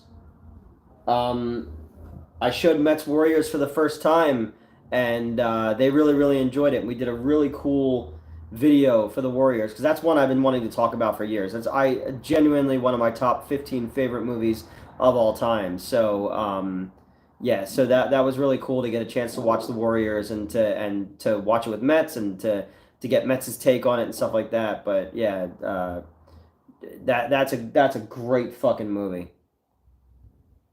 I love Switchblade Sisters. I have that poster.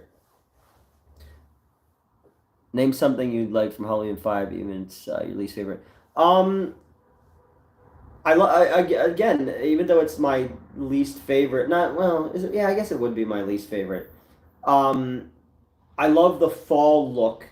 I love I love the scene in the barn, like just the atmosphere of it. I really really enjoy. I like I don't know, just the Halloweenness of it. I think 4 and 5 have that in spades. That's one thing I really appreciate when a movie is set on Halloween and has a Halloween look to it. And yeah, the mask too. The mask looks good. When he puts on like the Dick Tracy villain mask at one point.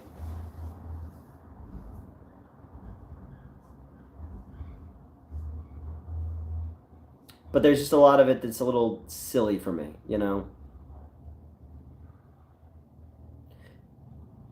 No, I actually think the mask looks better in 5 than it does in 4.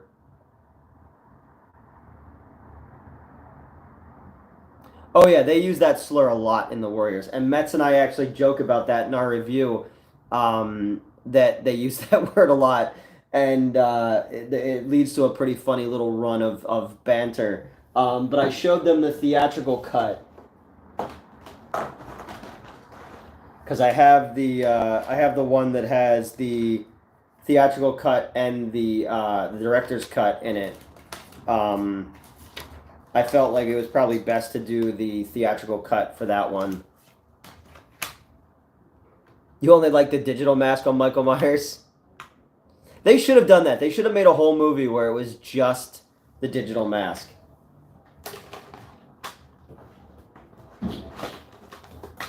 Oh no.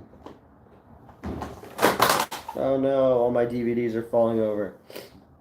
I was able to get back a lot of my stuff from a former friend.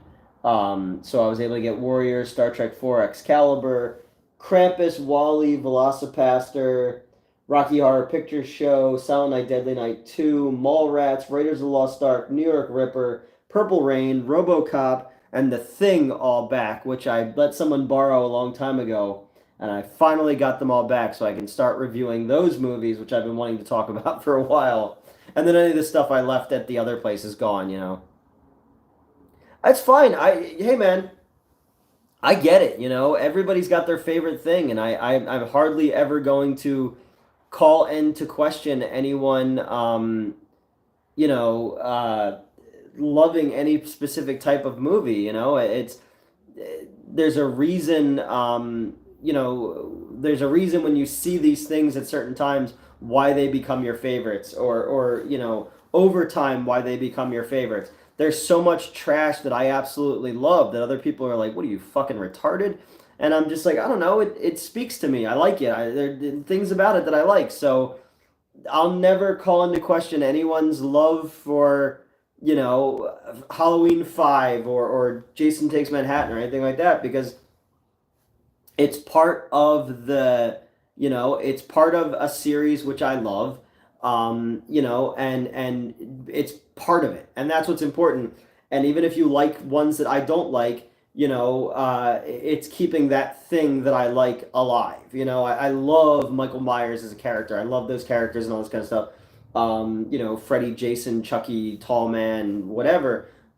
So I just love that people still are talking about them, and that it's still a thing, and that new people are going to discover them. So I will never besmirch anyone for liking the ones that I don't like. Exactly. I like Battlefield Earth. Yeah, man. Everybody has their thing.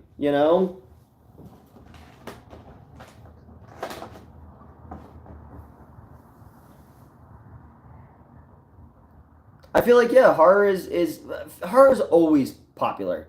Do you remember Rhonda Shear? Yes, I fucking love USA Up All Night. She has a comic book out now, actually. Uh, yeah, and that's what I was saying is like, they certain things speak to you at certain times. There are certain movies which remind me of really good times. There's certain movies that remind me of really bad times. And there's trash that no, I'm not calling five trash. I'm just saying there's things that other people don't like that I revisit a lot because it centers me. It brings me back to a time when things made a little bit more sense or something like that.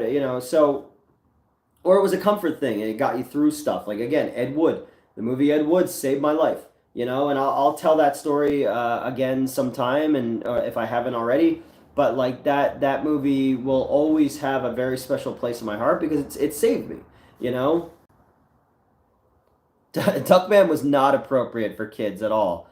But yeah, Rhonda Shear, I loved USA Up All Night. She was with Gilbert Godfrey. No, again, and that's the fun thing about being a horror fan and why we're so weird and different is even the ones I don't like, I'll revisit them, and not out of obligation, but just because it's part of a series which I love.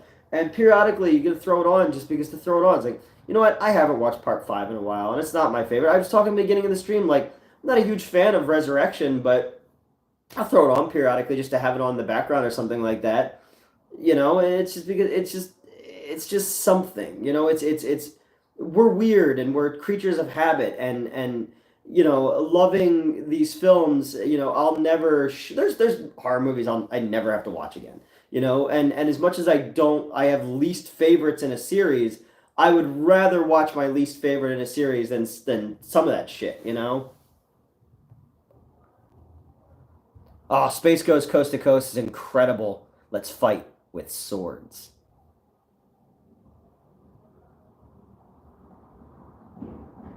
Last Slumber Party, yeah, that's another one. And I also like I love well, okay, yes. Creepshow 3 we can avoid. We don't need to ever revisit Creepshow 3. I remember hearing it was going to be a Creepshow 3 for the first time, and I was like, oh, fuck yeah, even though Tales from the Dark Side is essentially Creepshow 3. And then just going like, oh, well, they only bought the rights to the name, and I was like, oh, no. Student Bodies is great. I fucking love Student Bodies, Mr. Malvern. But Mr. Malvern, you were the janitor. Absurd. And I have a really funny story about Student Bodies as well. I should probably tell that at some point. Oh, fuck. Axum. Oh, thank you so much, Kyle. Um, uh, Chopping Mall is also one of my favorites. When we were in LA, we went to the Galleria where it was filmed. It's obviously not a mall anymore. And I am in close, relation, conversation, almost monthly with the director. So, Axum though with the fucking glasses. Oh man, I remember someone showing me that in college maybe. And it's just one of those things as horror fans that we do is we spread along. We had to experience this thing, so now we're gonna make someone else experience it too. And I appreciate that.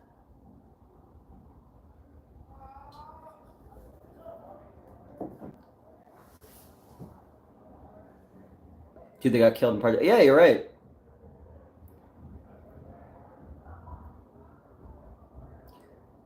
Zardoz. And Sledgehammer, a lot of those SOV movies that came out, Boarding House and The Ripper and stuff like that. I fell like way hard into those again a couple years ago, just kind of going back and revisiting, Burglar from Hell with Debbie D, who I know, Killing Spree, the shot on video stuff. I fell back into that stuff really hard, and just became fascinated by that entire era of film and really, really inspired by it as well. I think I have, let me look, hold on.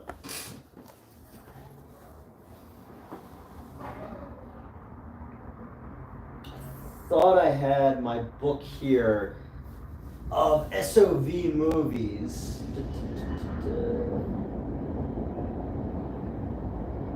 I guess not.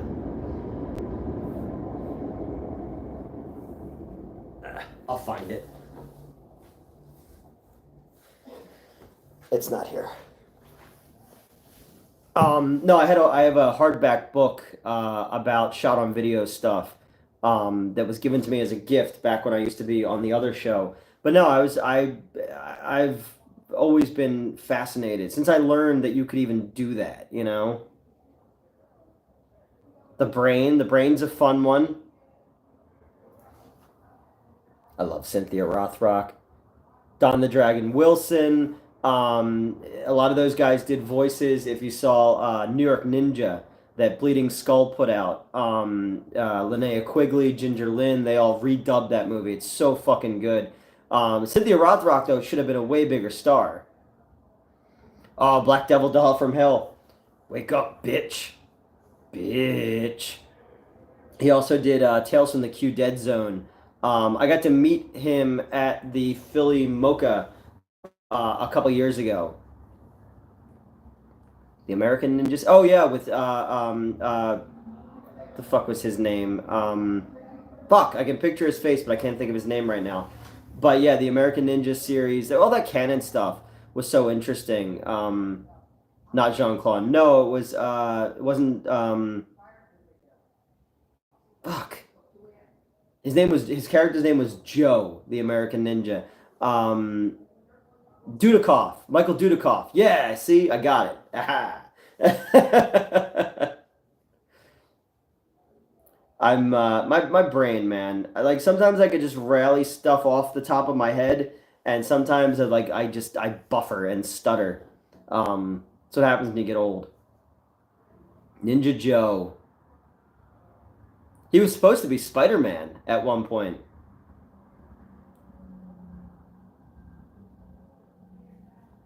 Almost all of the hated Halloween. Well, I mean, hey. But that's like again, I love part three of Halloween. I've been told my entire life that I'm wrong, and then all of a sudden everybody likes it. It's this revisionist history shit. It's the same thing with like people all of a sudden now are saying that X-Men Origin Wolverine was good, and I'm like, shut up. It's always been bad. It's like the Star Wars prequels. Nope, we're not allowed to revision everything now and say that it's good. It's not how this works. I'm not allowing this in this dojo.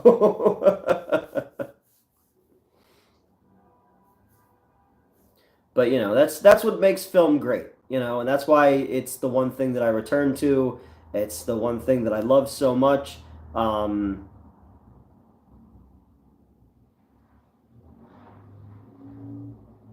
Yes, Halloween 5 is starting to get more appreciation nowadays. I'm gonna pull it out before Monday. I have the Halloween 5 poster.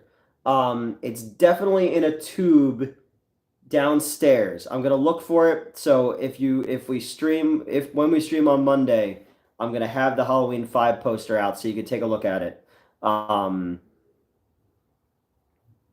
thank Darcy for the Halloween thing. Yeah, yeah, and she's been a big proponent of as well. I love that people are kind of like finally coming around to the fact that it's a fun one, you know? Well, six, I think, because there's the mystique of it having the producer's cut as well of like what could have been. Um, I think the producer's cut is a better version, but not exponentially better. Like from what I heard, like it was so much better. You should remake Kentucky Fried Movie, but that's kind of what Midnight Show is. Midnight Show is sort of fake trailers and skits and ads and stuff like that. And I've been trying to get that done for over 10 years now. No, it's way better. But like the way that people talked about the producer's cut, like they put it on par with the first one. And I was just like, it's good. It's not, it's not that good. It fixes a lot of shit. But I do, in six, in the theatrical version, I love the head explosion. I love when the dad's head explodes. I love the actress in six. I really like too. The redhead, she's beautiful.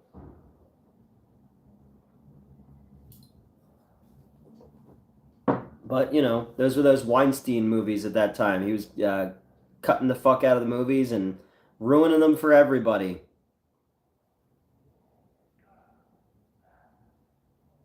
Oh, really? I would hope so. That's very out of character for Michael Myers to be Uncle Grandpa, you know?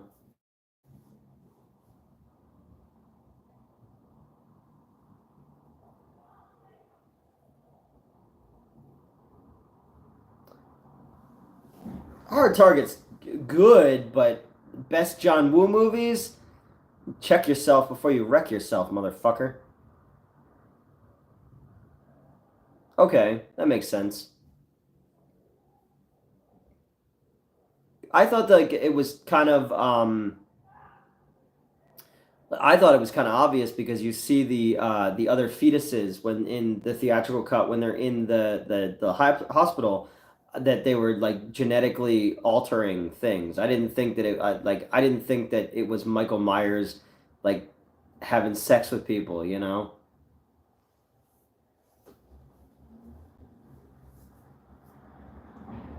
The best Steven Seagal movie? Uh I don't know. Was it one as it hard to kill like those early ones? I've never been a Steven Seagal fan. I'm Under Siege. Yeah, we'll go with Under Siege.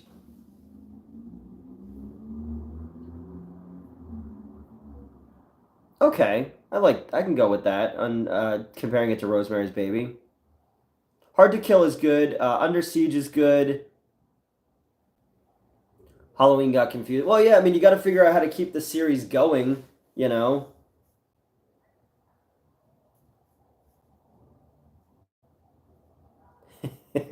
my Fredo and Ray directed Sniper, and he told me some fucking funny stories about Steven Seagal on the set of Sniper. He didn't want to work with him. It was the producer's choice, and he told me some fucking funny stories about Steven Seagal on the set of that movie. And many people said weird movies that Mark just did it, and they said it was the worst Seagal movie. And 100% I agree. Uh, One with Keenan Wayans. That was Glimmerman.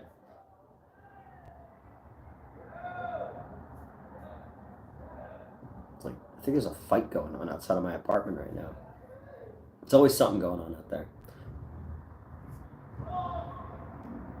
Maybe there is a fat guy flip. Oh, two's great. I think two is the first time where it, like, all of the things that we know about the Friday the 13th series kind of come into play in part three. But I think two is really the first time where it, like, you see the legs that the series is going to have. And I think I would much rather watch two than one, to be honest. But again, I love five. I genuinely fucking love part five. I love the Roy one. I love how sleazy it is. Best horror boobs ever in that one.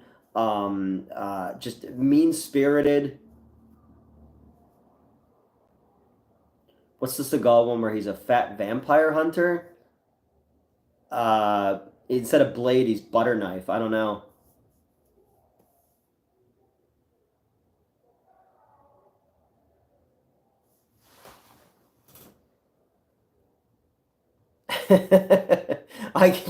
Sometimes I think so. Um, Sometimes I do think that, like somebody said, you live in a Walmart parking lot.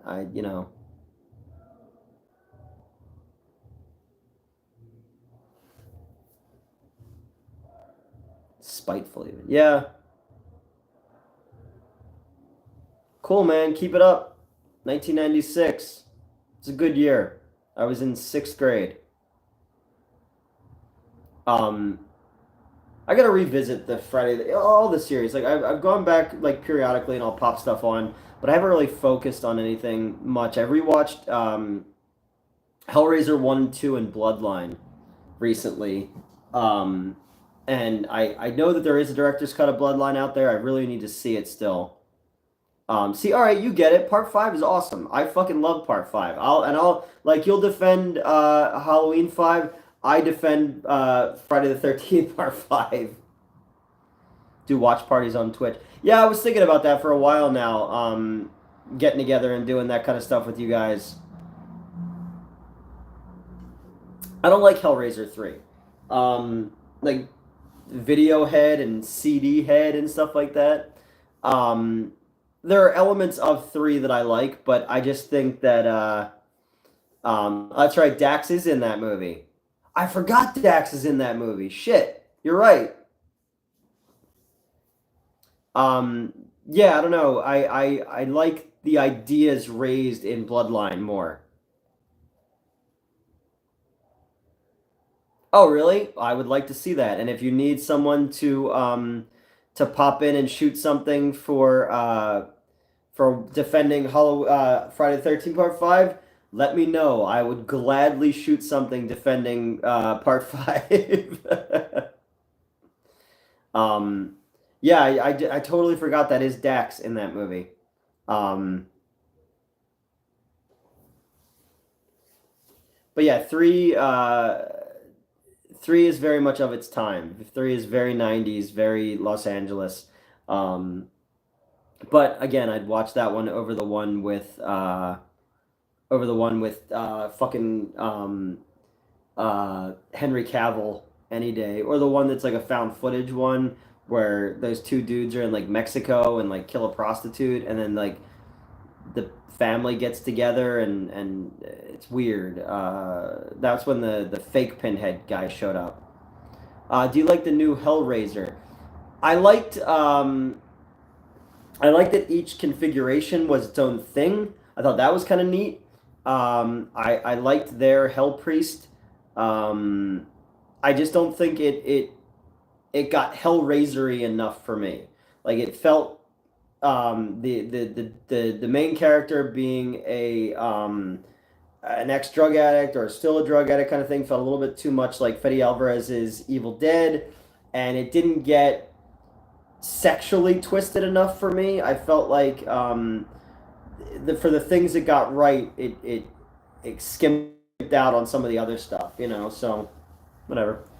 I also did wait until like I stayed up to wait until it came up live. So I reviewed it at like 4 o'clock in the morning, and I was exhausted. So I've only seen it the one time.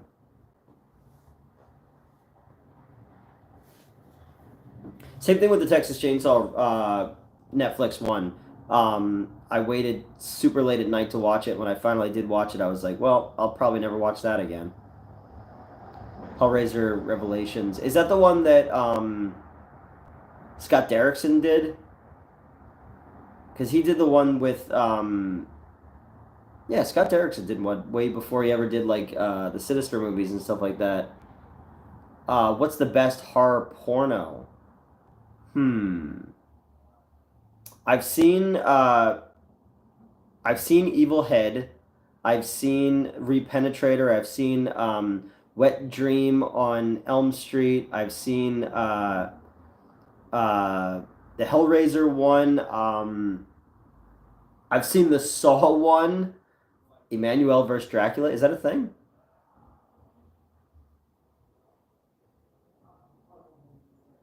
Oh, okay. Yes. All right. Evil Head was a has what's his face in it who follows me on Twitter? Tommy Pistol. He follows me. Uh, I have so many good horror porn ideas.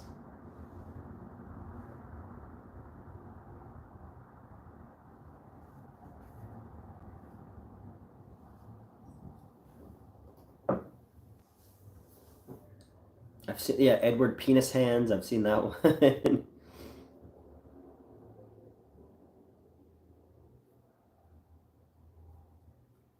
It's and not even just the gore of it. I think it was it just it felt tame in too many parts. It felt like it was too afraid to embrace uh embrace the more salacious element of Barker's work.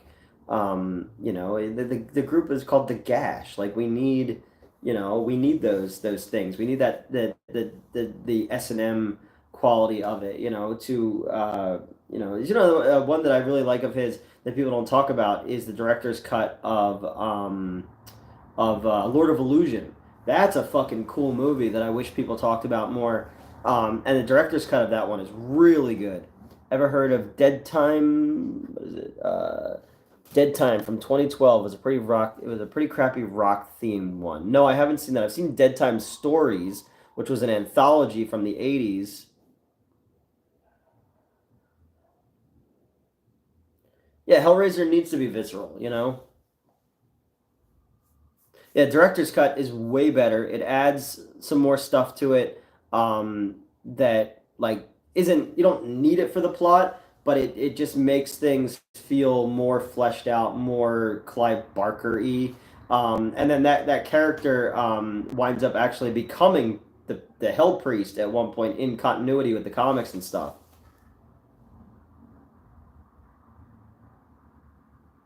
I like Scott Bakula. And that Damone, I believe is his name, is the detective, is from some of his other stories as well. But I was a huge Barker fan, like the Theft of Always and stuff like that. Everybody likes the Bakula. Count Bakula. Bakula versus Blackula. Let's make it happen. Um, what do you like better, Baywatch or Baywatch Nights? I never was really a fan of either. I thought that Baywatch Nights was just fucking weird. Like they were trying to do like the X Files, but like by day he's like a goofy lifeguard, and by night he's like fighting mummies and like trolls and shit like that. And I was like, what the fuck is happening? Like the '90s were weird, man.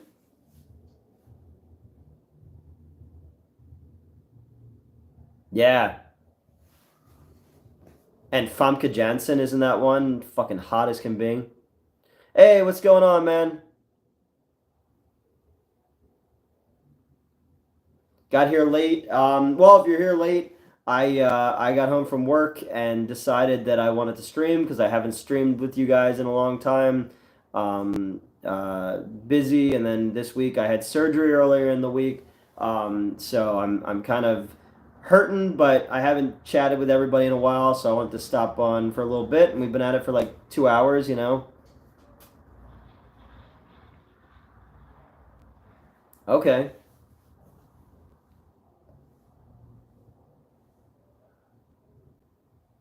The Cleaver Killer. Isn't Cleaver the name of the movie they made in The Sopranos? That was the one that Christopher produced, or he wrote, or something like that. Because Alex Vincent was wearing the Cleaver T-shirt at the convention last weekend. I heard that the Books of Blood was not very good. His stuff is hard to adapt.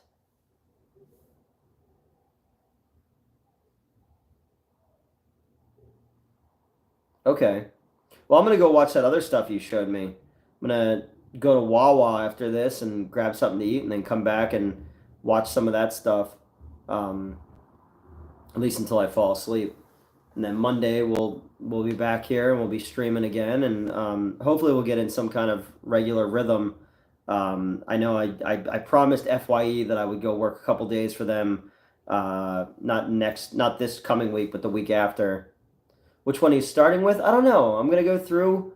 your page and kind of go from there, you know. Can you send me a direct link? Like after we're finished, can you send me like on social media or something like that? Can you send me a link to your page? Just so I can also share it with people, you know, and see if there's anything on there that other people would want to check out. Have you been brave or foolish enough to try the Wawa pizza? Yes, I did. At when I was still at the Narberth Theater, I bought pizza for the staff, and they're like, "We want to try the Wawa pizza." And then they were like, "Why did we try the Wawa pizza?" And I was like, "See." Any update on the Darby movie? Darby movie's done. The Darby movie is just it's off to the distributor and just waiting. Once Wild Eye tells me when it'll be out, I'll let you guys know. As of right now, we've got um, Shark Exorcist 2. What's your Insta? Just Newt Wallen, NEWTWALLEN. You can just send it to me on there. Um, Next month in May, Shark Exorcist 2 comes out on the 21st. And then in June, Bigfoot Exorcist, which I did with the Hack the Movies crew, will be out, as will Cult of Blood. And hopefully I'll have some news on the Florida Man comic and on the Mam comic. I just did some more work on the that wrestling comic, which is called Mam. So hopefully I'll have some news on that by June. And then there's like 9 more fucking movies that I was a writer on over the last 2 years, that need. I just need to get distribution dates on them. I have no control over that stuff, but yeah. Hopefully we'll get some news on that shit soon. You know. Hope you're feeling better. I'm sore. I'm tired. I'm found your Instagram. Sweet. Yeah, just send it to me on there, man. And yeah, I always respond to everything on my socials and shit like that. Uh, yeah, I'm sore. I'm tired. A little bit, not as much blood as I had for a while there, and kind of having second thoughts about my choice with the job I chose. But it is what it is right now, and I got to work FYE back into my calendar as well because I promised them that I would still work some days for them. Plus, the guy who owns that skating rink is next door, and he still wants me to make that movie there. So it would be nice to be close, and yeah. So we'll see. You know.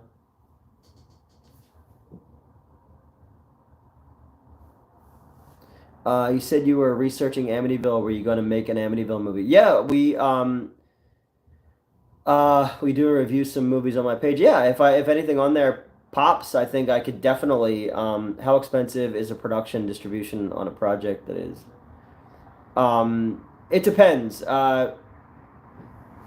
When it comes to distribution, you want a like a 70. I don't know. You try to get a 70-40 split, and with the 70 in your favor. You try to make it so that they don't have to spend money on music and color correcting and art and stuff like that. You tend to do better.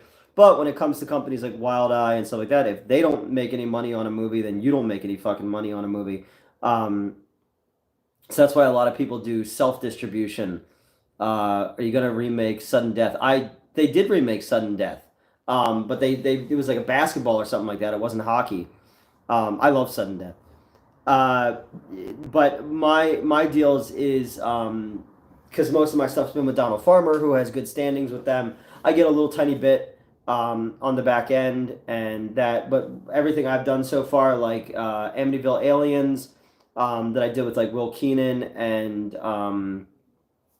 Fallon and Brian Wilde and all those guys. Everything I make is going to go right back to them. Everything for that Tony Goggles and Fallon and those guys did with me for Darby is going to go right back to them. I'm not taking any money on these because they all came out and worked for like next to nothing. So, or nothing in some cases with some of them because I couldn't afford anything. So I get them on the back end because we know we have distribution already set up. My ultimate goal is to, because I do have ties to distribution companies, to finally do something on my own where I will get something out of it. Now, the shit that I wrote for Culture Shock and Crude Cinema and for Scissors and stuff like that. I'll get a little taste of that, but that probably won't be till, maybe 2025. I'll see something on that one. So I'm not fucking holding my breath on any of that shit. But it's just cool. It's nice to know you have projects coming out. My biggest thing is you can't, people are going to call me names and people continue to remind me how, none of my projects are ever going to happen. So it's nice when things are actually coming out because then I can be like, there you go. Yeah, I'll get points on Shark Exorcist because that was literally a 1 day shoot. And I handled all that by myself. It was just Fallon and I in the studio. The guy who owned the studio obviously was there. He'll get a piece of it. Uh, um, it's not gonna be a lot, but it's still something.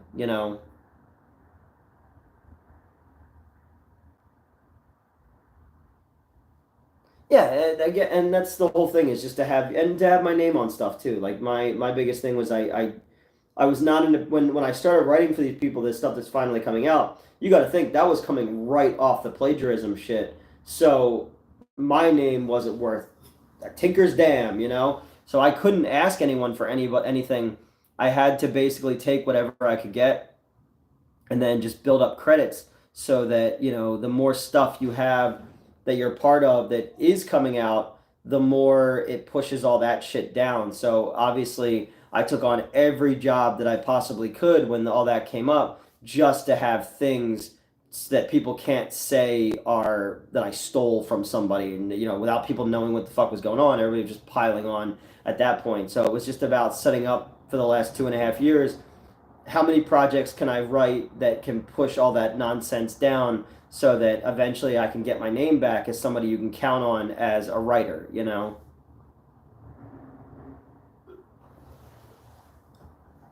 Because I sure would love if all that shit went away and I didn't have to deal with it anymore. But, that's just not how life goes. As people reminded me at the con last week, the people who walked up to me and told me that I'm nothing without Crystal and Justin and all that kind of stuff. So, it's I'm trying, I'm pushing for more stuff to come out and to get involved with more stuff. I'm just in a funk right now. Does Fallon have a team? I'm sure. Yeah, Fallon has her own team of people over there. I'm not really part of that per se, or is it not worth it financially? I don't have representation. I probably never will. It's not really who I am. If somebody reaches out and says, "Hey, can you write this thing?" and I know they have distribution, or people who don't have distribution. But I know they have a budget. I'll ask for like, I don't know, I'll be like $200. Just give me $200 and I'll knock out a first draft for you or something like that. Just to have more things to focus on. It helps with the mental health, especially to kind of be focused on something. If I'm not writing anything of my own, I would rather be writing for somebody else. And when it comes to like Shark Exorcist or Debbie Does Demons, stuff like that, when Donald Farmer is like, hey, I need a couple scenes written, and I'll write a couple scenes and I'll write one that I'll really like and I'll say, can I shoot this myself? And that's kind of how we've been involved with things. On Bigfoot Exorcist, I think I'm the second screenwriter on that one. Because I think I wrote the most of anybody other than Donald for that one. So I don't know. That one though, like Tony and Crystal are in that one. So it's going to be interesting navigating that because obviously they're not going to promote it. And then I have to be careful on what I say about it and promote it because, I don't need nonsense coming from them at this point or something like that. So, and it's always fun. There can never just be a fun project we go into and like, yay. Blood Bitch Baby is going to be a good one. That's the one I shot with Madeline and Fallon. Okay, I'm back. I lost signal for there for a second.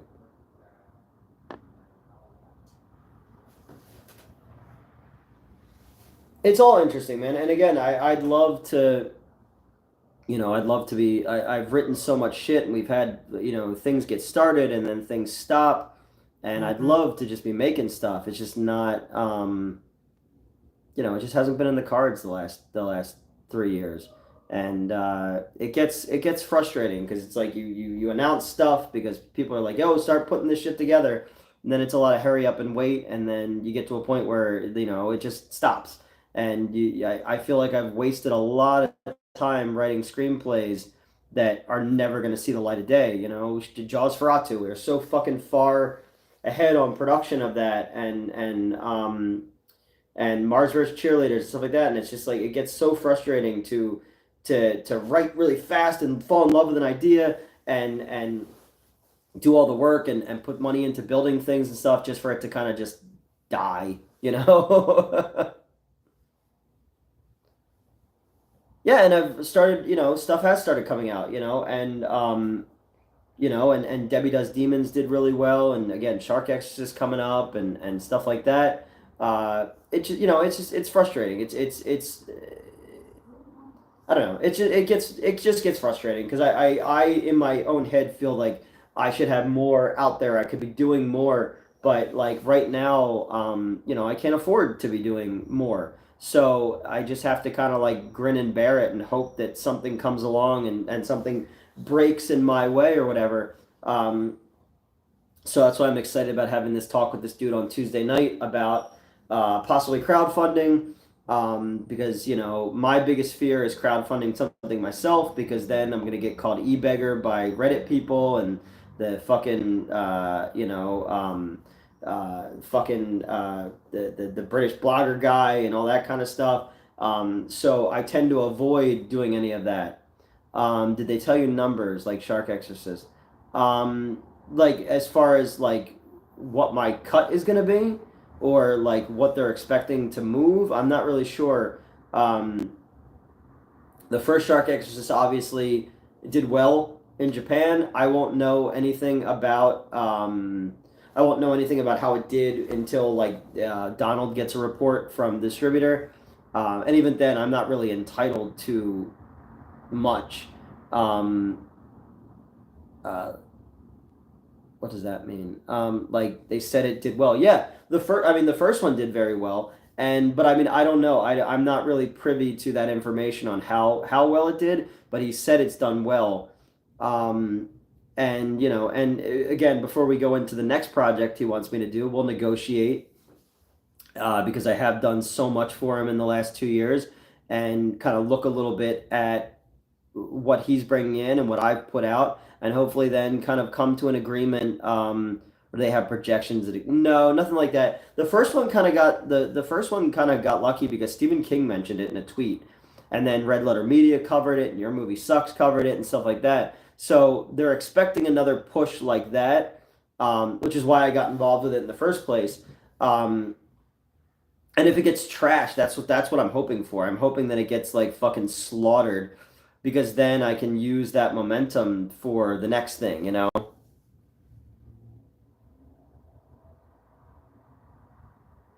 Yeah, Stephen King, he tweeted out that it was a real movie, and everybody at Wild Eye was like, "What the fuck?" So yeah, so that was like a wild. I was shocked when I saw that Stephen King watched the first Shark Exorcist because I had the premiere at my theater in Wayne back when it happened. We gave it a Philly premiere, and it was like the Screenwave guys showed up, and James and Mike were there and stuff. 8-Bit Eric was there as well. But yeah, I don't know. I think it'll do. I think it'll do a well, and I think it'll get trashed by the right people, and maybe it'll lead to a part three, and maybe I'll get to do more on part three. Like again, I'm forever bummed because the scene that I shot for the opening of Shark Exorcist 2 was awesome, absolutely fucking awesome, dude. And obviously because it had all the Hack the Movies people in it, they all had it, they said no, we don't want to be part of this. So they deleted that scene before I ever got a chance to get it off the Donald. But I went and I shot the scene with Fallon instead, and I think it's really funny and different. Tim Ritter, like one of the kings of SOV, is the one who edited it for me. So I don't know. We'll see what happens. I'm excited for it to come out next month. I think it's gonna do. I think it's gonna get a lot of press, and I'm excited to be part of it. And I've been championing it for almost 3 years now. And then we'll see how Bigfoot Exorcist does, and we'll see how Darby Screamhouse does, and we'll see how Blood Bitch Baby does, and then I've got Cold of Blood, River Beauty, uh, Strange Toys, Scissors, all these other ones that I've written, plus the Florida Man comic, plus the Mam comic. So there are things that are in various stages of completion. It's just a matter of when they come out, if they come out. And then me, I'm a whore, man. I'm ready to sing the praises of everything that I do and the people involved and stuff until I get my own production. And I desperately want to direct something this year myself and run a production kind of Swamp Zombies 2 style, but we'll see what happens. What is that verse Amityville script working on? I can't remember the Pool Toy one. So there was Amityville Arcade I wrote back in 2014. Actually, no. It was called Geeks, Girls, Guns, and Ghouls. I wrote it in 2010. I changed it in 2014 to Amityville Arcade. There's Amityville Halloween, which I wrote a couple months ago. There's Floaters, which was also called Amityville versus the Amityville Pool Toy Massacre. That was just a title that I had just in the event that people didn't like the other title. And then back when Tony and I had actually shot an entire Amityville movie, and that'll obviously never see the light of day, but we shot the entire movie, basically just he and I by ourselves, with a couple extra people here and there to come in as actors. But that was done. And as for the puppets, I don't know right now. The puppet, literally all 30-something puppets are done, but I don't know. Nobody's told me anything about if I'm still involved in that studio space, what they're doing, if I'm involved in that one. So I don't know. We'll see. Hey Newt, how's it going? Miss you. Hey man. Hey Tony. Tony L here. Yeah, I wanted to jump on tonight because we haven't streamed in a while. I thought it'd be kind of fun to kind of jump on and say hello to everybody for a while and chat. We've been at it for about 2 hours now.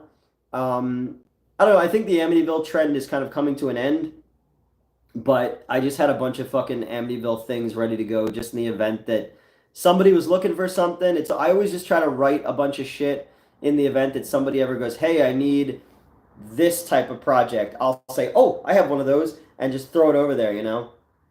Looking good? Well, I shaved when I got home from work today. Thoughts on what? Just thoughts in general. When the Amityville trend ends, I want the Sleepy Hollow trend to begin.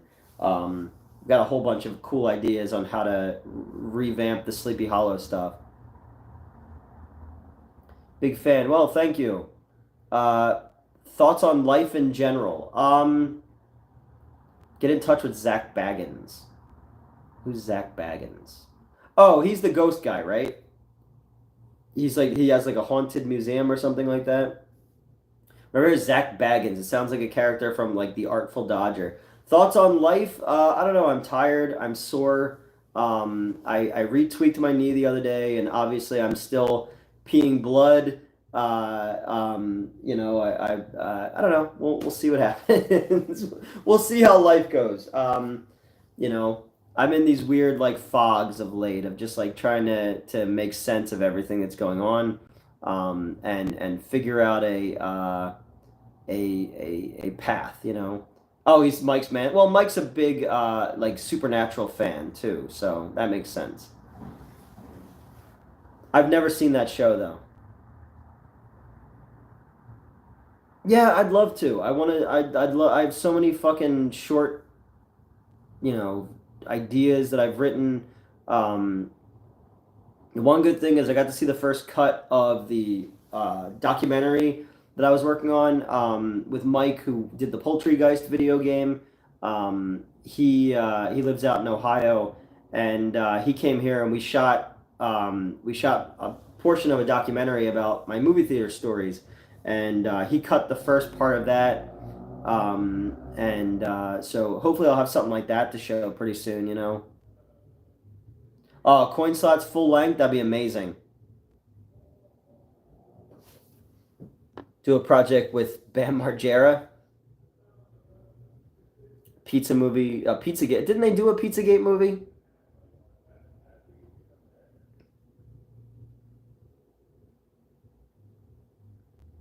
I had a script called Pizza Face about a killer in a pizza mascot. Like it burned to him, but I never really got